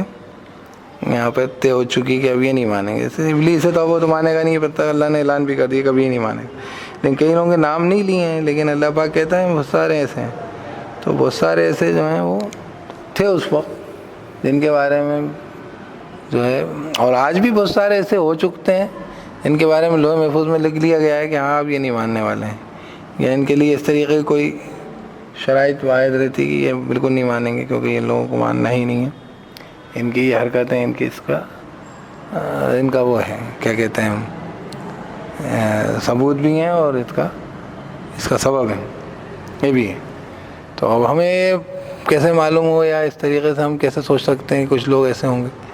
تو ہمیں اس طریقے سے نہیں سوچنا، ہمیں اپنا کام کرنا ہے، لیکن یہ کہ اگر بالکل سمجھ میں آنے لگ جائے تو آپ کو لگ جاتا ہے کہ ہاں یہ بات لوگ ماننے والے نہیں ہیں، اب ان کے لیے طے ہو چکا ہے معاملہ، اس لیے اپنی حرکتیں پوری کرتے ہیں اور اچھی حرکتوں کی طرف ماننے کے لیے آمادہ ہوتے ہی نہیں۔ اب اس کے پیچھے وجہ کیا ہوتی ہے؟ تو پھر وہی بات ہے کہ ابلیس کے پیچھے وجہ کیا ہے؟ اس کے کہ وہ جو سدھرا نہیں۔ تو اگر اپن غور سے دیکھیں تو بھائی اس کے پاس توبہ کا موقع رہا ہمیشہ،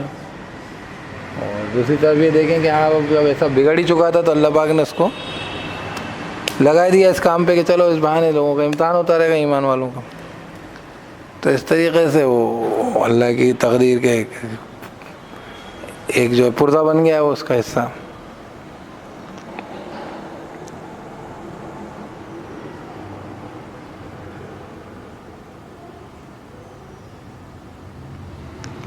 آگے کی جو بات ہے اس کے اندر اگلی کہ جو لوگ جن کے لیے جو ہے تباہ ہوں گے، برباد ہوں گے، ٹھیک ہے، ہلاک ہوں گے، تو وہ جو ہے وہ انہی کے آگے کی صفت اسی کے حساب سے بیان کی جائے گی۔ لقد حق القول علی اکثرہم فہم لا یؤمنون کے بارے میں کہ انا جعلنا فی اعناقہم اغلالا فہی علی الاذقان فہم مقمحون، بے شک ہم نے ان کی گردنوں میں توق ڈال دیں گے۔ توق یہ پہلے ڈال دیے جاتے تھے، اس کو سمجھیے جانوروں کی توق ڈال دیتے ہیں تاکہ گردن نیچے نہیں کریں، اسے چلتے رہیں، ورنہ کیا وہ گردن نیچے ڈال دیں گے، کھانے پینے میں لگ جائیں گے، ادھر ادھر دیکھنے لگ جائیں گے، تو ان کے گردنوں میں ڈال دیا جاتا ہے۔ بیل گاڑی میں بیل کے اندر دیکھا ہوگا وہ یوں کر کے ڈال دیا جاتا ہے تاکہ وہ بیل یوں سیدھے سامنے دیکھتا رہے، مطلب ہر کہیں نہیں جائے۔ تو یہ توق اس لیے ڈال دیا جاتا ہے کہ وہ اب یہ جو ہے وہ فہی الی الاذقان، ٹھیک ہے، ذقانہ یہ جو ہے اذقان جو ہے یہ ٹھڈیاں، ٹھیک ہے، تو ٹھوڑیوں تک یہ آ چکے ہیں۔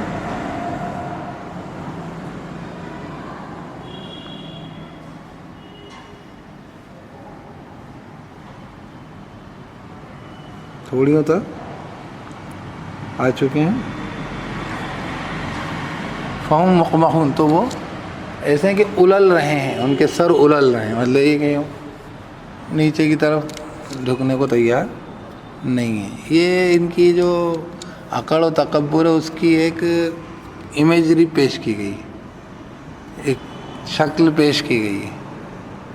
دیکھیے بندہ جب اللہ کی بندگی نہیں کرتا تو وہ جو ہے پھر وہ اللہ رب العزت کی ذات بے نیاز ایسی ہے کہ اس کو، میں نے کہا تھا نا کہ حق کو کوئی ضرورت نہیں کہ تمہیں اس کو مانو یا نہ مانو، حق اپنی جگہ موجود ہے، سچائی اپنی جگہ ویسے کی ویسے رہے گی. آپ دن کو رات کے تو رات نہیں بدلے گی، دن رات نہیں بنے گا اور رات کو دن کا ہو تو دن نہیں ہو جائے گا، وہ اپنی حقیقت اس کی وہی رہے گی. تو اللہ رب العزت کو نہ ماننے پر انسان جو ہے وہ خود ہی محروم ہوگا، خود ہی اللہ کے آگے جھکنے سے جیسے کہنا چاہیے محروم ہو جائے گا، نامراد ہو جائے گا، ضائع ہو جائے گا. باقی کچھ فرق واقع نہیں ہوگا. لیکن یہاں پہ جو ان کی عقل جو تھی اس کی نشانی بیان کی گئی کہ اصل میں اللہ تعالیٰ نے توق ڈالے. یہ کیوں کہتے ہیں اللہ پاک ایسا کہ ہم نے توق ڈال دیے؟ کیونکہ اللہ رب العزت انسان کو چھوٹ اور اختیار دیتے ہیں،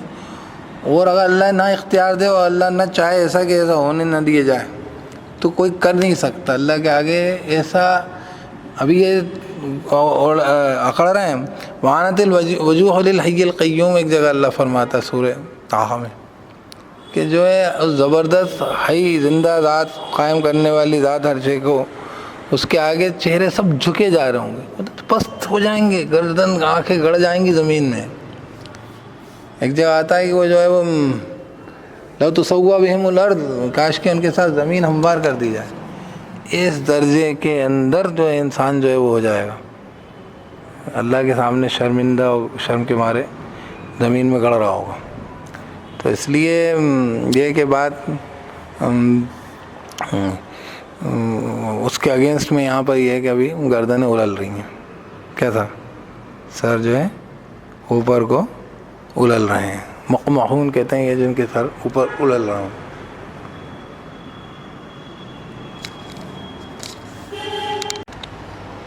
عنق کہتے ہیں گردنوں کو. ٹھیک ہے، یہ سب میں الفاظ ہی بتا دوں، ہاں بیچ میں دھیان سے لے جائے گا. اغلالن ہے نا، اغلالن غلالہ کہتے ہیں آئرن کے کالرز جو ہوتے ہیں گلے میں جو توق ڈالے جاتے ہیں لوہے کے، شیکل اس ٹائپ کے. ٹھیک ہے،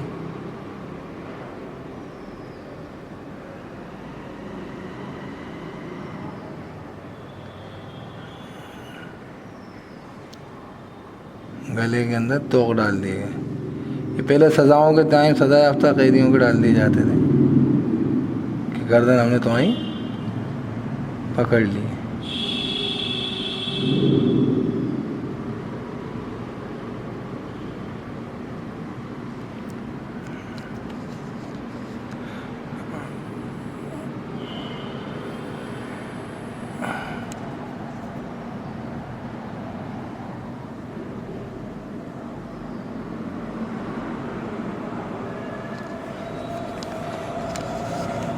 تو اعوذ باللہ من الشیطان الرجیم. تو خیر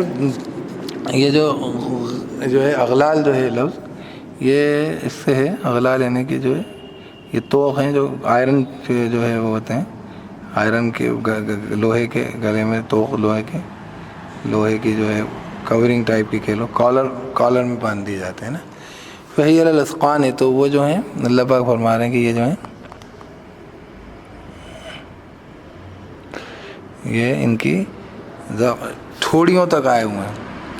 اور جو ہے کئی جگہ آتا ہے کہ ٹھوڑیوں کے بل جو ہے وہ سجدے میں گر جاتے ہیں. تو یہ لوگ مطلب مان نہیں رہتے، یہ جو ہے اللہ کی بات کے آگے جھکنے کو تیار نہیں تھے. تو یہ ان کے عقل و تکبر کے لیے اللہ پاک نے اس کو اپنی طرف منسوب کیا ہے کہ ہم نے جو ان کو اختیار دیا اور ہم نے ان کو چھوٹ دی اور ہم نے ان کو اجازت دی، اس کے چلتے یہ کر رہا، ورنہ یہ کر نہیں سکتے. اسی کو اللہ پاک نے آخر میں پھر انعام کا بیان کیا ہے کہ ہم نے انعام کے اوپر تو ان کو قدرت دے دی، اور یہ جو ہیں بالکل اللہ تعالیٰ کی جگہ دوسروں سے اپنی مدد و نصرت طلب کر رہے ہوتے ہیں، خود انعام کی طرح یہ جانوروں کی طرح بیہیو کر رہے ہوتے ہیں. تو یہاں پہ یہ بھی یہ بات یہ اس انداز کی بھی ہے کہ اگرچہ انسان اکڑ رہا ہے، تکبر کر رہا ہے، لیکن گردن اس کی اللہ کے ہاتھوں پھنسی ہوئی ہے. اور ایسے لوگوں کے لیے آگے اور آیا تھا کہ جعلنا من بین ایدیہم سدا ومن خلفہم سدا فاغشیناہم فہم لا یبصرون، اور ہم نے ان کے آگے بھی ایک دیوار بنا دی اور ان کے پیچھے بھی ایک دیوار بنا دی، تو ہم نے ڈھانک لیا ان کو، تو یہ لوگ نہیں دیکھتے. اب یہ آگے کی پیچھے کی دیوار قرآن مجید میں کہیں آتا ہے اللہ تعالیٰ حاضر و غائب کا جاننے والا، عالم الغیب و شہادت، کہیں آتا ہے کہ جو ہے وہ سامنے کا اور پیچھے کا علم رکھنے والا۔ اس کے کئی معنی نکلتے ہیں، اس میں کئی چیزیں جو آدمی کے سامنے ظاہر میں ہوتی ہیں اس سے اس کو اللہ تعالیٰ کی نشانیاں اور نصیحتیں مل جاتی ہیں۔ کئی چیزیں ایسی ہوتی ہیں جو اس کے سامنے نہیں ہوتی ہیں، غیب میں چھپی ہوئی ہوتی ہیں، لیکن اس میں وہ جو ہے اس کو اللہ رب العزت کی طرف سے جو ہے کوئی رہنمائی ہوتی ہے اس کو، جیسے مثلا پچھلے واقعات جو گزر چکے ہوتے ہیں اس نے دیکھے نہیں ہوتے ہیں یا قرآن میں نقل کیے گئے ہوتے ہیں، ان سے وہ نصیحتیں لیتا ہے تو وہ خلفہم میں آ جاتے ہیں، پیچھے والے لوگ۔ اسی طریقے سے کئی چیزیں ایسی ہوتی ہیں جو کہ سامنے ہی اللہ کی نشانیاں کھلی نظر آتی ہیں،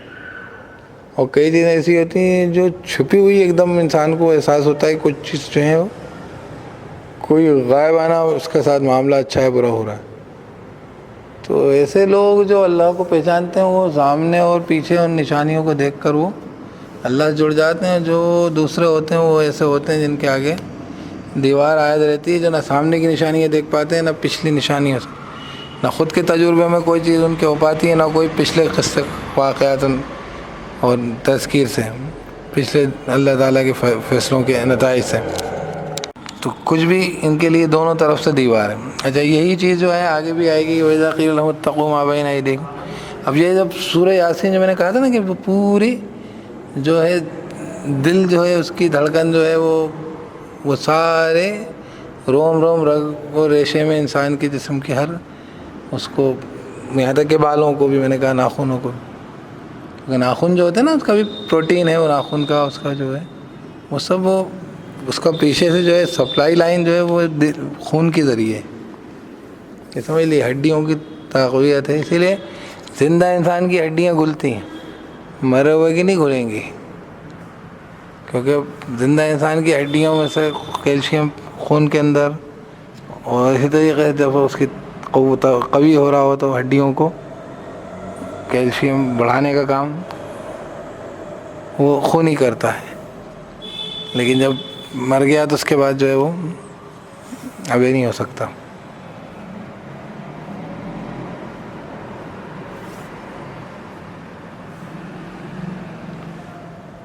تو غرض یہ ہے کہ یہ جو ہے سورہ یاسین جو ہے اس کی ساری آیتیں سبھی ہر آیت کو ایک دوسرے کو یہ تقویت دیں گی۔ اب یہ میں آگے آپ کو آگے انشاءاللہ اس کے بارے میں یہ آیتیں جو ابھی پڑھی ہیں اپنوں نے، اس کی کس طریقے سے جو ہے وہ ربط ہو رہا ہے، جڑ رہا ہے، مربوط ہے، جیسے کہ یہ آگے آئے گا کہ وَمَا عَلَّمْنَاهُ الشِّعْرَ وَمَا يَنبَغِي لَهُ إِنْ هُوَ إِلَّا ذِكْرٌ وَقُرْآنٌ مُبِينٌ لِيُنذِرَ مَنْ كَانَ حَيًّا وَيَحِقَّ الْقَوْلُ عَلَى الْكَافِرِينَ۔ یہ حق القول علی الکافرین آگے علی اکثرہم فہم لا یؤمنون آگے، وہاں پہ بات جڑ جائے گی۔ چلیے، تو خیر ان کے بارے میں اللہ نے کہا کہ ان کے دلوں گردنوں میں توق ڈال دی ہم نے کیوں ڈال دی؟ کیونکہ اللہ تعالیٰ نے ان کو اتنا اکڑنے، تکبر کرنے کا، اپنی بات پہ اڑ جانے کا جو ہے موقع دیا ہے، اتنی چھوٹ و اختیار دیا ہے جس کا وہ غلط فائدہ اٹھا رہے ہیں بہرحال۔ اور اسی طریقے سے اللہ نے ان کے سامنے ان کے پیچھے آڑ لگا دی، یعنی کہ ان کو ان کی سامنے کی جو نصیحت ہے وہ بھی نظر نہیں آتی، ان کے پیچھے سے کوئی، ان کے سامنے جو واقعات پیش آ رہے ہیں ان سے بھی کوئی نصیحت نہیں لے رہے، ان کے پیچھے جو گزر چکے، اچھا جو ظاہرہ جو چیزیں اللہ تعالیٰ کی نشانی ہیں ان سے بھی کوئی فائدہ نہیں ہے، جو ہے چھپی ہوئی جو معاملات ہیں ان سے بھی جو ہے یہ غافل ہیں۔ فَغْشَيْنَاهُمْ، تو ہم نے ان کو ڈھانک لیا، فَهُمْ لَا يُبْصِرُونَ، تو یہ دیکھتے نہیں، یعنی ان حقائق کو پہ ان کی نگاہ نہیں پڑ رہی۔ آگے فرمایا، یہ آیت سورہ بقرہ میں بھی تھی، وَسَوَاءٌ عَلَيْهِمْ أَأَنذَرْتَهُمْ أَمْ لَمْ تُنذِرْهُمْ لَا يُؤْمِنُونَ، اور برابر ہے ان پر خواہ تو ڈرائے ان کو یا نہ ڈرائے تو ان کو۔ اچھا، اس کے اندر لم تنذرہم تھا، انذرتہم، دیکھیے جس میں لم لگتا ہے نا تو یہ انذرا تنذرو، ٹھیک ہے، تو یہ جو ہے مضارع کے اندر اگر یہ مضارع ہے، آگے جو اپن پڑھنا ہے تنذر، دونوں کا ترجمہ ایک ہی رہے گا، ٹھیک ہے، کیونکہ لم کے ساتھ آ گیا ہے، اس میں پاسٹ ٹینس میں کر دیں گے، چاہے ڈرائے تو ان کو، چاہے یا ہے نا اور ام لگ رہا ہے نا، آئدر اور کر کے لگ رہا ہے، یا تو یہ یا پھر یہ، تو چاہے یا تو ڈرائے ان کو یا نہ تو ڈرائے ان کو، لا یؤمنون کہ ایمان نہیں لاتے. تو اس کا ایک تو مطلب یہ ہے کہ وہی جو بات پیچھے لقد حق القول علی اکثرہم مہر لگ چکی ہے، تقدیر میں لکھا جا چکا ہے، ہمیں پتہ، تمہیں کیا پتہ ہے؟ اب کس کا تو پتہ اپنے کو نہیں ہے. تو لیکن یہ کہ یہاں کئی لوگ ایسے ہوتے ہیں کہ یہاں تک پہنچ چکے ہوتے ہیں، تو اس لیے بھی آیتوں کو ایسے بھی دیکھنا پڑتا ہے کہ کئی لوگ ایسے ہوتے ہیں وہاں تک پہنچے ہوتے ہیں وہ نہیں ماننے والے ہوتے، ان کے اوپر مہر لگ گئی ہوتی ہے یا ان کے لیے تقدیر میں طے ہو چکتا ہے اب تو کہ اب اس کے بعد طے مانیں گے. پہلے کا معاملہ الگ تھا، اب یہ ہو گئی بات کہ طے ہو گئی کہ اب یہ تو نہیں کہیں گے. تو اسی طریقے سے ہے کہ برابر ہے ان پر تو ڈرائے ان کو. اس کا ایک مطلب یہ بھی ہے کہ ڈرانے یا نہ ڈرانے پر تو یہ ماننے والے نہیں ہیں، ان کے لیے اب یہ نصیحت. جیسے آپ اپن دیکھتے ہیں کہ کئی لوگ مسلمان ہو گئے تھے بعد میں مکے کے مشرکین میں سے، تو وہ پھر انہوں نے ایفرٹ کیے تھے. پھر اب وہ نبی کی دعوت کو لے کر وہ تو دعوت دے کے چلے گئے، ان کو تو وہ ٹھکرا گئے، اسی وجہ سے وہ مستحق عذاب بھی ہوئے اور ایک کے بعد ایک ان پہ قسطیں آتے رہیں. اور پہلے جنگ بدر، جنگ احد، جنگ خندق، فتح مکہ، ایسے کرتے کرتے ایک کے بعد ایک نپٹتے گئے، وہ لڑے بھڑے. یا پھر یہ کہ وہ انہوں نے خود سے اتباع کری ہے نصیحت کی. تو جو پہلے سے کرنے والے تھے انہوں نے فوراً ہی قبول کر لیا تھا اللہ کے نبی صلی اللہ علیہ وسلم کی بات کو، اور جو بعد میں جنہوں نے کر لی وہ بھی مان گئے. تو اس لیے یہ بات مظاہرے میں کہی گئی کہ یہ ایمان نہیں لا رہے ہیں، نہیں لاتے ہیں، نہیں لائیں گے. تو اس کا مطلب یہ ہے کہ ایبسولوٹلی کبھی بھی نہیں لائیں گے مطلب نہیں. یہ ڈرانے پر نہیں ماننے والے ہیں کیونکہ اب ان کے پاس ڈرانے کا موقع ان کا گیا کہ اب کیا ڈرایا جائے. انما تنذر من اتبع الذکر وخشی الرحمن بالغیب. فقط تو ڈرائے اس کو جو نصیحت کی، ذکر کی، اس قرآن کی اتباع کرے اور بن دیکھے رحمان سے ڈرے. وخشی الرحمن، رحمان سے ڈرے، بالغیب، غیب کے ساتھ ساتھ، غیب کے چلتے، یعنی رحمان کے غیب میں ہونے کے چلتے. رحمان کی حقیقت ابھی نظر نہیں آ رہی ہے، پوری چیزیں چھپی ہوئی چل رہی ہیں، اچھی ہوں چاہے بری ہوں، رحمت ہو چاہے غضب ہو، سب چیزیں ہیں دکھ رہی لیکن تھوڑی تھوڑی پوشیدہ ہیں، پردے ڈلے ہوئے ہیں. اسی حالت میں رحمان پہ جو ہے اللہ تعالیٰ سے جو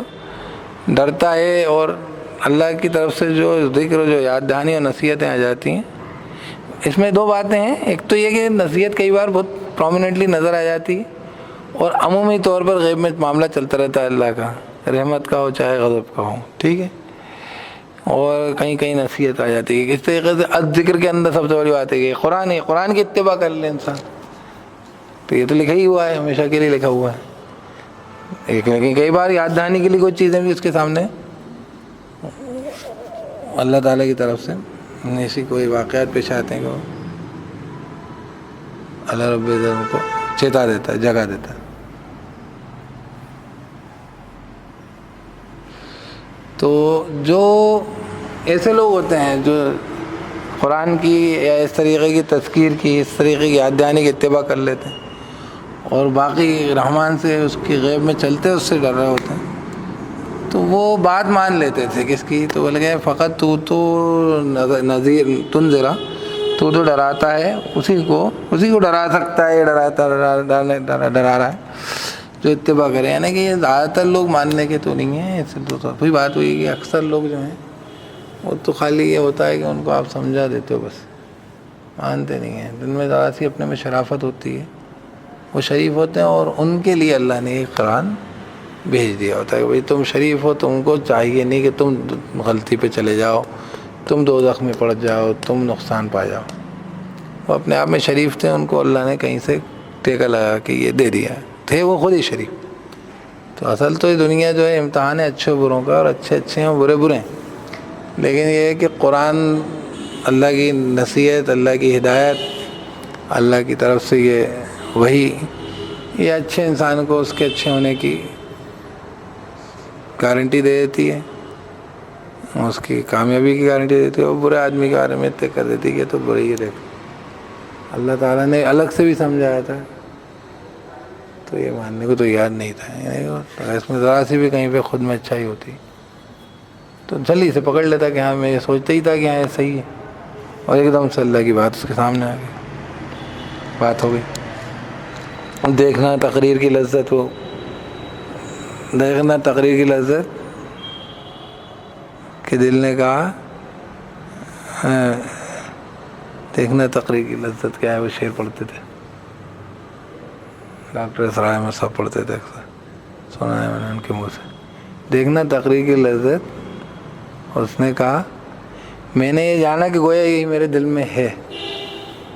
تو اللہ رب العزت نے جب کوئی بات کہی اور آپ کو لگتا ہے ہاں یار، تو یہ شریف آدمی کے دل میں اچھی بات ہوتی ہے، وہ کنفرم ہو گئی ہاں یار صحیح بات، بس ہو گیا کام۔ اب جو بگڑا ہوا آدمی ہے وہ بات سنے گا ہی نہیں، تو اس کو کوئی فرق واقع نہیں ہوگا۔ تو یہ ہے کہ ان میں اکثر جو ہیں وہ ان پہ قول حق ہو گیا ہے، تھوڑیوں تک جو ہے توق جو ہیں وہ گردنوں میں پڑے ہوئے، تھوڑیوں تک آئے ہوئے ہیں، سر الل رہے ہیں، اکڑ جا نہیں رہی، جھکنے کو تیار نہیں، تسلیم میں گردن جھک نہیں رہی۔ تو قرآن نے کہا ہے کہ فہم مسلم ہو، اور ان کے آگے اور پیچھے دیوار ہے، نہ سامنے کوئی نشانیاں نظر آتی ہیں، نہ پہلے نہ ان کے حال کے واقعات سے کوئی نہ سبق اخذ کرتے، نہ پچھلے زمانے میں جو بھی اللہ تعالیٰ نے جو پچھلی قوموں کو ہلاک کیا، تباہ کیا، اس سے کچھ نصیحت پکڑ، نہ حاضر میں اللہ کی نشانیاں دیکھتے، نہ چھپی ہوئی نشانیوں کے اوپر، چھپے ہوئے حالات معاملات اللہ کے دکھتے ہوتے رہتے ہیں کئی کام کے، یار یہ کیا ہو گیا، تو غائبانہ چیزوں سے نہ حاضرات چیزوں سے کوئی بھی نصیحت نہیں پکڑتے۔ اور پھر یہ ہے کہ ڈراؤ مت ڈراؤ برابر، ڈر تو ان کو لگتا ہے جو کہ وہ نصیحت کی اتباع کر لیتے ہیں اور غیب کے باوجود رحمان سے ڈرتے ہیں، غیب کے ہوتے ہوئے، غیب کی حالت کے ہوتے ہوئے۔ کہہ رہے ہیں فبشروا بمغفرۃ واجر کریم، تو خوشخبری دے دیں ان لوگوں کو جو وہی اللہ کی انما تنذر من اتبع الذکر وخشی الرحمن بالغیب ہے، کہ جو اتباع کرتے ہیں ذکر کی، ذکر نے یہاں ذکر قرآن ہے، سب سے بڑا ذکر ہے، والقرآن ذکر آ گیا ہے۔ اور باقی ہر نصیحت کی بات، ہر نصیحت کی کوئی حالت حرکت تو اتباع کر لیتے ہیں، اور رحمان سے بالغیب ڈرتے رہتے، رحمان کے بالغیب ہوتے ہوئے۔ رحمان تو ابھی ہر چیز میں تو ظاہر ایک دم نہیں ہوتا ہے، اور پوشیدہ کام کرتا رہتا ہے۔ فبشروا بمغفرۃ واجر کریم، تو نبی اس کو خوشخبری دے دیجیے مغفرت کی بھی اور بڑے باعزت اجر کی۔ اب یہ خوشخبری بھی جو ہے بذریعہ نبی کی پہنچائی، اللہ نے کہا کہ نبی خوشخبری دے دے، دیکھتے ہیں کہ دے دے ان کو خوشخبری۔ اس کے اندر جب بھی اللہ پاک سے کہتے ہیں نا کہ نبی آپ ایسا کر دیجیے، خود ایسا کر، تو درمیان ہمارے رسول اللہ صلی اللہ علیہ وسلم کا طریقہ، آپ صلی اللہ علیہ وسلم کی طرف سے، تو یہ جو ہے وہ قرآن کی اتباع کیسے کریں گے، تو رسول اللہ صلی اللہ علیہ وسلم کے طریقے سے کریں گے، اور غیب کے چلتے رحمان سے تقویٰ اور خشیت کیا ہوگی، تو محمد صلی اللہ علیہ وسلم جو تقویٰ اور اس کی خشیت کی جو ڈیفینیشن دے کے گئے ہیں کہ ایسا کوئی تقویٰ نہیں ہوگا جو کہ وہی والی بات ہے کہ لا تقدموا بین یدی اللہ و رسولہ، مت تم آگے بڑھو اللہ سے رسول، تقویٰ میں بھی رسول سے آگے نہیں بڑھنا، اس لیے ہمیشہ ہے بیچ میں رسول کو آ جا کے رکھ دیا جاتا ہے۔ فبشر، تو اے نبی بشارت دے دے اس کو، بمغفرت، مغفرت کی، وہ اجر کریم، وہ تم کا اجر کی۔ اچھا یہ بات ہو گئی، اب یہ رسول آ گئے، اب یہ بات پیچھے جوڑ لیجیے کس پہ، کہ بے شک آپ رسول ہیں اور آپ ہی سیدھا راستے پر ہیں، اور آپ ہی کا راستہ سیدھا، آپ ہی کے راستے سے کسوٹی دیکھی جائے گی کہ آپ بندے جو ہیں وہ صحیح چل رہے ہیں غلط چل رہے ہیں۔ تو اس لیے کہہ دیا کہ اے نبی آپ بشارت دے دیجیے، نبی کو بیچ میں لے آئے سے، آپ ڈرائیں نہ ڈرائیں یہ نہیں مانیں گے، لیکن یہ کہ مانیں گے تو خوشخبری دے دیجیے، اور آپ کے ماننے نہ ماننے کی بنیاد پر بھی ہے، یہ تو بات ہے کہ ہاں مانیں گے نہیں، کیوں نہیں مانیں گے، کیونکہ لیکن اگر یہ ایسا کر لیتے ہیں تو بہرحال اتباع کر لیتے ہیں، تو ان کو خوشخبری دے دی۔ تو یہاں سمجھ میں آیا کہ نبی کی بات ماننا، اس کے اوپر انسان کو اللہ نے ایک درجے کا اختیار دیا، اور اسی کے اوپر بولا چھوڑا ہے، یہاں پہ معاملہ یہی سمجھایا گیا کہ اتباع کر لے ذکر کی، اور رحمان سے بن دے کے ڈر جائے، تو نبی صلی اللہ علیہ وسلم آپ مغفرت کی اور عمدہ اجر کی اس کو خوشخبری دے دیجیے۔ اور باقی یہ کہ اب انسان جو یہ سوچے کہ ہم ان سب چیزوں سے کہیں سے بھی اس کو چارہ کار ہے بچنے کا، گنجائش ہے نکل سکنے کی، تو یہ بھول جائے، اقطار السماوات والارض نہیں نکل سکتا، آسمان زمین کنار سے، کہیں نہ کہیں ہم تو پڑھتے تھے میٹر از نائدر کریٹڈ نار ڈسٹرائڈ، ادھر گئے تو ادھر ہوگا، ادھر ہوگا تو مٹی بن گئے، مٹی سے ادھر پڑے، نہ تو تمہارے کام بھولے اللہ پاک، نہ تمہاری حالت کون سی ابھی، کون سی قبر میں کہاں تمہاری کون سی بوٹی کہاں کھڑی ہوئی ہے، کون سا ناخن کہاں کٹا کہاں پھینکا ہوا، سب پتہ ہے اللہ کو. جمع کر کے لے کر آئیں گے، سبھی لے کر آ جائیں گے. کہہ رہے ہیں انا نحن نحیی الموتى ونکتب ما قدموا وآثارهم. اس کے بارے میں بہت ساری باتیں آئیں گی، ابھی میں ابن کثیر میں سے بتا دوں گا، ویسے اگر وقت میں ویسے بتا دیتا ہوں کہ ما قدموا وآثارهم، ایک تو قدموا نے جو آدمی نے عمل کر لیا، وآثارهم کا ایک مطلب یہ نکلا ہے جو انسان جو عمل کرتا ہے اس کے عمل کے نتیجے جو لوگوں پہ جاری رہتے ہیں. ایسے کام کر دیتا ہے ایسے صدقہ جاریہ ہوتا رہتا ہے، ایسی اولاد چھوڑ دیتا ہے جو کہ اولاد اس کے لیے دعائیں مغفرت کرتی رہتی ہے. ایسی جو ہے کوئی علمی کام کر دیتا ہے جس سے کہ وہ لوگ نیکی کرتے رہتے ہیں، علم سے فائدہ اٹھاتے رہتے ہیں. تو کوئی علم جس کو لوگ فائدہ اٹھاتے رہتے ہیں، اولاد ہو جو کہ اس کے لیے مغفرت دعا کرتے رہتے ہیں، ایسا صدقہ جاری ہو. صدقہ جاری کیسے ہوتے ہیں؟ جیسے نل لگا دیا آپ نے، پانی لگا دیا، وہ جب تک استعمال میں ہو رہا ہے، نہر کھدوا دی، مسجد بنا دی، اس سے جب تک فائدہ ہوتا رہے گا لوگوں کو، اس سے آپ کو صدقے کا ثواب ملتا رہے گا. پیڑ لگا دیا، پھل کھا رہے ہیں لوگ، اللہ کی مخلوق کا آپ سے فائدہ ہو رہا ہے. اور جتنے اچھے کام میں آپ لگائیں گے، جتنے اچھا اس سے کام نکلے گا، اچھے لوگوں کو فائدہ ہو، اور قدر زیادہ ہو صدقہ جاری آپ کو فائدہ دے گا. تو یہ آثاروں کے اندر یہ معاملہ ہو گیا. دوسرا اس کا مطلب ہے نقش قدم. تو ما قدموا آثارهم، یعنی جو انہوں نے آگے بھیجا اور جو ان کے نقش قدم ہے. تو انسان اچھے اور برے کام کرنے کے لیے کئی جگہوں پہ چلتا ہے، تو اچھے کاموں کے نقش قدم بھی اور برے کاموں کے نقش قدم بھی. اس کے معنی ایک طریقے سے تو فگریٹو ہیں کہ جس قدر آپ اچھے اور برے کاموں کے چلنے کے لیے کوششیں کرتے ہیں وہ سب، اور جو کام کیا ہے، جو آپ نے آگے کام بھیجا اور اس کام کو کرنے کے لیے جس قدر کوششیں کی، اسی لیے اس میں حدیث بھی نقل کی گئی اس میں ابن کثیر میں کہ جو انسان ایک صحابی جو ہیں وہ کوئی مدینہ کے مدینہ میں مسجد نبی کے تھوڑا سا دور رہتے تھے، تو وہ قریب آ کے سوچنا چاہ رہے تھے کہ میں یہاں رہنے لگ جاؤں تاکہ. تو آپ نے کہا کہ نہیں، تمہارے سارے قدم گنے جا رہے ہیں اور لکھی جا رہی. تو ما قدموا آثارهم، کیا کہہ رہے ہیں؟ انا نحن نحیی الموتى، بے شک ہم ہی زندہ کرتے ہیں مردوں کو، اور ہم لکھ رہے ہیں جو انہوں نے آگے بھیجا، جو انہوں نے مقدم کام کیے. وآثارهم، اور ان کے آثار، ان کے نشانات. اب آثار میں نے ایک تو بتا دیا وہ کہ جو یہ اعمال کی بعد کی چیزیں ہیں، صدقہ جاریہ والی چیزیں. اور دوسرا ہے کہ نقش قدم، تو اچھے اور برے. اور آثار کے اندر پھر انسان جو دنیا میں چھوڑ کے جاتا ہے، یہ باتیں، یہ پھر یہ اس کے بعد کی بات ہے، یہ ابن کثیر میں نہیں تھی. یہ انسان کی ہڈی بوٹی ریزہ جو ہے کہاں کہاں گڑا ہے، یہ سب اپنے جو ہے اللہ رب العزت، اس کی دوسری حدیثوں میں آپ کو مل جائے گا کہ انسان جب مرتا ہے تو وہ جو ہے وہ کہاں جا کے دفن ہوتا ہے، اللہ کو علم. بلکہ قرآن کی آیت ہے، ہاں قرآن کی آیت ہے کہ وہ جو ہے اللہ کو خوب علم ہے اس کا، کہاں جا کے مرے گا. ٹوٹا سوکھا پتا کہاں پہ گرے گا، اللہ کو علم. انسان کہاں جا کے گڑے گا، اس کی ہڈی بوٹی کہاں جائے گی، تب اللہ کو علم. تو آثار ہم وہ ساری چیزیں آئیں گی کہ ان کا انسان کا آگ میں جلا دیا، اس کو چیل کوا نے کھا لیا، وہ چیل کوے کہاں جا کے مرے، کہاں جا کے گڑے، وہ سب چیزیں. دھواں بن گیا، وہ دھواں کہاں ہے، اللہ رب العزت ساری چیزیں جو ہیں وہ کل شیء احصینہ، ہر شے جو ہے ہم نے اس کا احصا یعنی حساب کتاب کر کے رکھا ہے. فی امام مبین، ایک کتاب میں کھلی ہوئی، ایک ریکارڈ کی کتاب میں بڑی مبین کلیئر ہے. ایک جگہ آتا ہے کہ ینطق، جو بالکل بولتی ہے، وہ بولتی ہے نا کلیئر بات. آج کل تو آڈیو بکس کا تذکرہ ہی آ رہا ہے، اپن دیکھتے ہیں کتاب خود ہی بولتی رہتی، پڑھنا نہیں پڑتی. ایک جگہ انبیاء میں آئے ہیں کہ وہ جو کتاب جو ہے وہ بتا رہی ہے، بلکہ کتاب کا تذکرہ تو اس قدر آیا ہے قرآن میں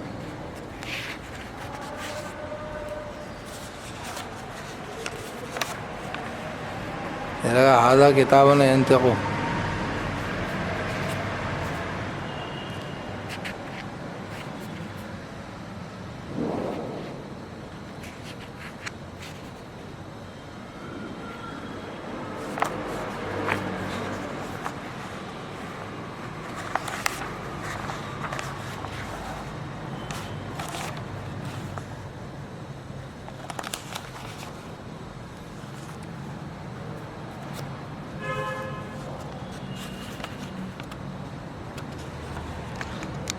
اعوذ باللہ من الشیطان،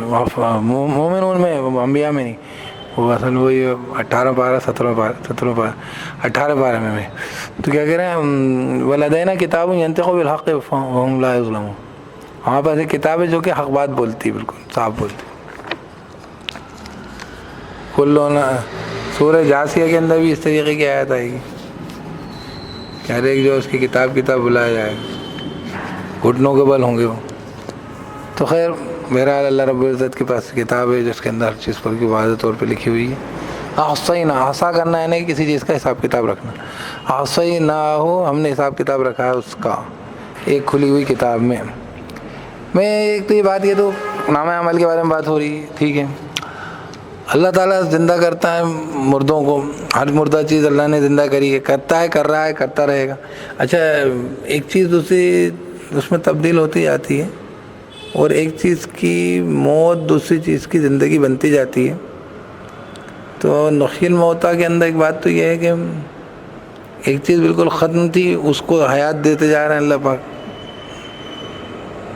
اس کے اندر بڑھوتری کرتے جا رہے ہیں، یہ بھی ہے۔ باقی یہ کہ وہ مظاہرے میں بات کی کہ بے شک ہم ہی زندہ کرتے ہیں، ہم ہی زندہ کرتے رہے ہیں مردوں کو، تو آگے بھی کریں گے، اور باقی تمہارے اعمال اور تمہاری نشانات کہاں سے تم نے کیا کچھ کیا ہے وہ بھی تمہیں لا کے دے دیں گے، اور تم کو کہاں سے تمہاری ہڈیاں موٹیاں جمع کرنا وہ بھی ملے۔ اس کی خوبصورت آخری رکوع میں مثال آئے گی کہ ہم یہ ہرے درخت میں سے آگ نکالتے ہیں، معلوم یہ آگ کہاں سے نکلتی؟ یہ آگ اس روشنی کی حرارت جو کہ سورج سے جمع کر کے وہ پتی جمع کرتی ہے، اور پھر وہ پیڑ میں جمع ہو جاتی ہے، اور وہ پھر وہی اس کے لیے وہ جو ہے اس کی جب جلائی جاتی ہے تو وہی دوبارہ سے اس میں سے ظاہر ہوتی ہے۔ یہ تو فوری طور پر ہوتا ہے، یعنی کہ وہ سورج کی جو روشنی اسٹور کی اس کو اس نے اپنے آگے جا کے واپس لوٹا دیا ہے، ہر چیز دوبارہ اللہ کی طرف لوٹتی۔ سورہ یاسین کی آخری آیتوں میں یہ بھی ہے، سبحان الذی بیدہ ملکوت کل شیء والیہ ترجعون، ہر چیز کا اختیار اللہ کے پاس ہے، اور ہر چیز اسی کی طرف لوٹتی ہے، اور تم بھی اسی کی طرف لوٹائے جاؤ گے، یہی مطلب ہے، ہر چیز اللہ کی طرف لوٹتی ہے، یہی مطلب ہے۔ تو اللہ رب العزت نے وہاں پہ ایک اور مثال دی کہ ہر درخت سے آگ نکالنا،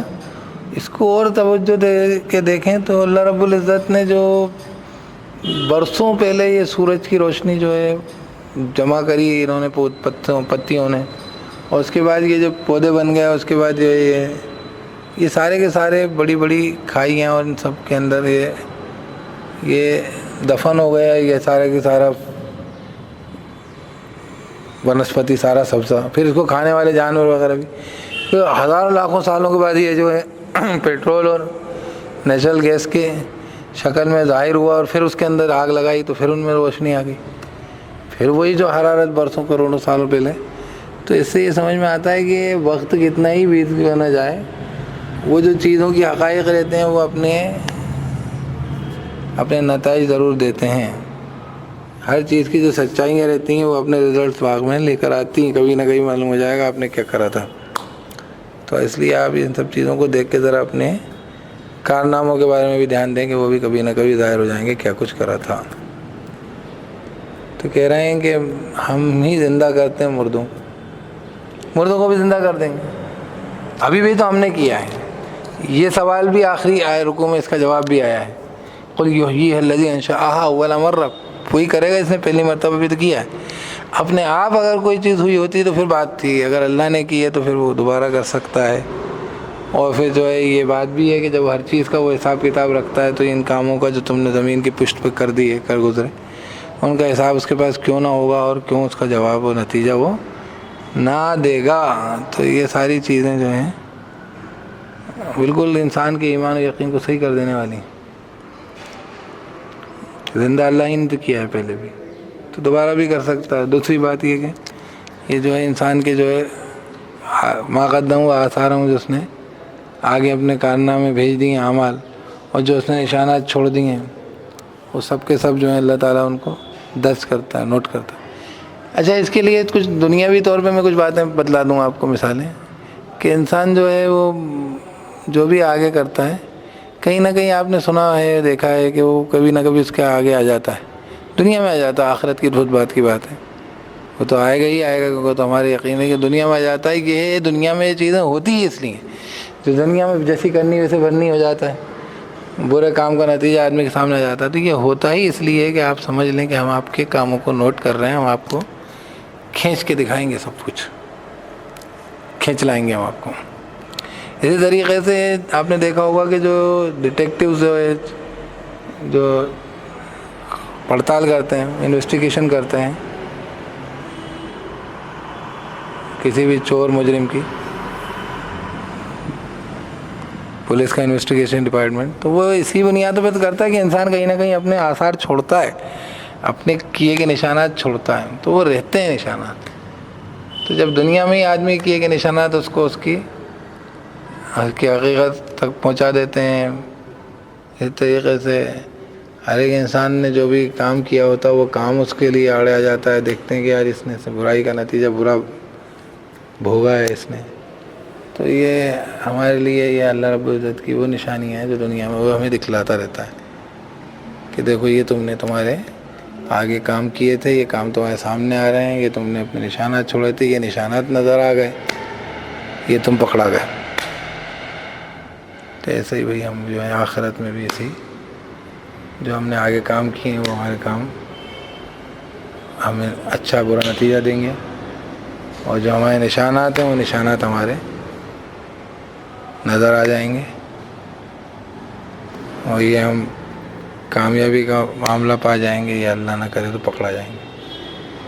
تو سمجھ لیں اس کو، وَكُلَّ شَيْءٍ أَحْصَيْنَاهُ فِي امام مبین، ہر چیز جو ہے ہم نے حساب میں کر رکھی ہے کھلی ہوئی کتاب میں۔ تو ابھی اتنے پہ اکتفا کریں انشاءاللہ، 12 نمبر کی آیت تک ہم نے پڑھ لیا ہی، پہلا رکوع مکمل ہو گیا ہے اللہ کے فضل و کرم سے، اور جو ہے 2 مسجدوں میں ہمیں اس کا ریکارڈنگز کے لیے ادھر ادھر گھومنا پڑا ہے، کیونکہ یہ جو ہے وقت ہم جب دن میں اگر کرنے بیٹھتے ہیں تو یہ جو ہے کافی یہاں پہ جو ہے ڈسٹربنسز ہو جاتے ہیں، تو خیر وہ اس کے لیے معذرت بھی، بہرحال بہت زیادہ ڈسٹربنس تو آیا نہیں ہوگا انشاءاللہ۔ میں نے اس کی فریکوینسی بھی بڑھا دی تھی، کیا کہنا چاہیے، اس کی سینسٹیوٹی مائک کی، تاکہ میں زور سے نہ بولوں تو بھی یہ اچھی آواز آپ کو اچھی پچ میں دے دیں۔ تو خیر اللہ تعالیٰ قبول فرمائے۔ اور دوسرے کوئی بات بھی اس کے اندر بیچ میں کبھی ایسا ہوتا ہے کہ کوئی بات کرتے کرتے ذہن سے ایک دم اسکپ ہو جاتی ہے، کوئی بات ہم بیان کر رہے ہوتے ہیں، جیسے کل ہی ہم ایک بات بیان کر رہے تھے کہ اللہ تعالیٰ نے اپنی نشانیاں ظاہر کری ہیں، اب اس کے بعد جو بات میں بیان کرنا چاہ رہا ہوں وہ بھول گیا۔ تو ایسا کئی بار ہوتا ہے، کئی چیزیں جو میں بیان کرنا چاہتا ہوں وہ ذہن سے اللہ بھلا دیتا ہے، کئی بار تو وہ بعد میں بات دوبارہ یاد آ جاتی ہے کہ کیوں بیان کی جا رہی تھی، لیکن کئی بار مستقل نہیں آتی وہ۔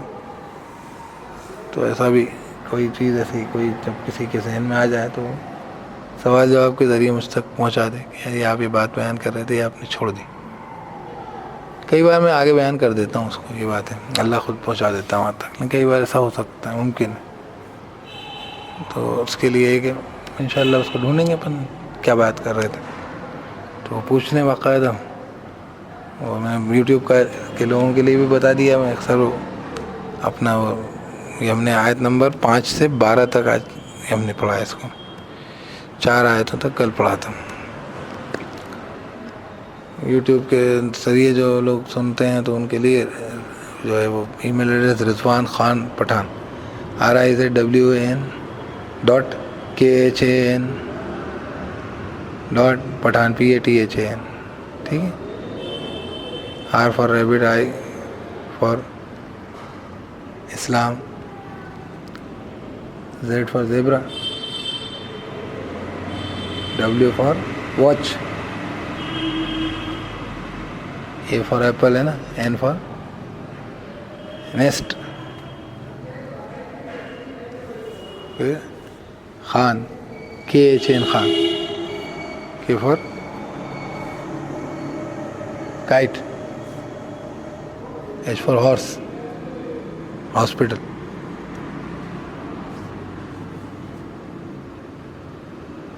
AN، یہ تو ہو گیا۔ A for apple, N for nest ہے نا. اور Pathan P for parrot, peacock, PA, اور T for tiger. اس لیے کہہ رہا ہوں یہ ٹی کو ڈی نہیں سمجھ لا. T for tiger, PATH for horse, hospital, A for apple, N for nest.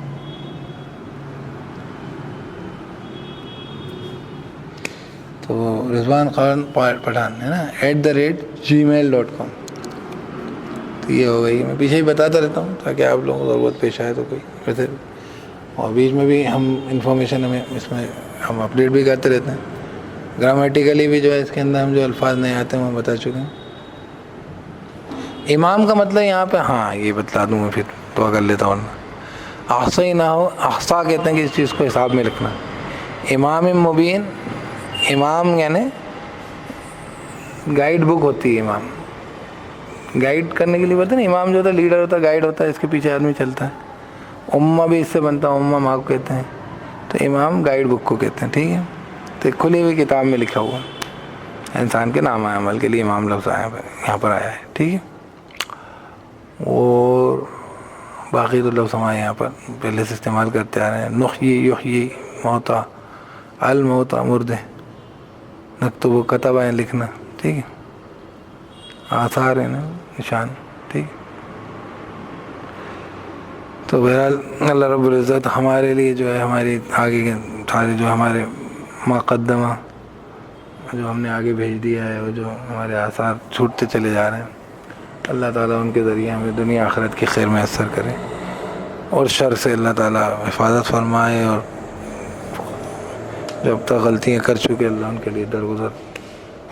عفو, درگزر, مغفرت کا معاملہ فرمائے, رحمت کا معاملہ فرمائے, واسع المغفرہ. اغفر لی واغفر لنا. سبحان اللہ وبحمدہ, سبحانک اللہم وبحمدک, ونشہد ان لا الہ الا انت, نستغفرک ونتوب الیک.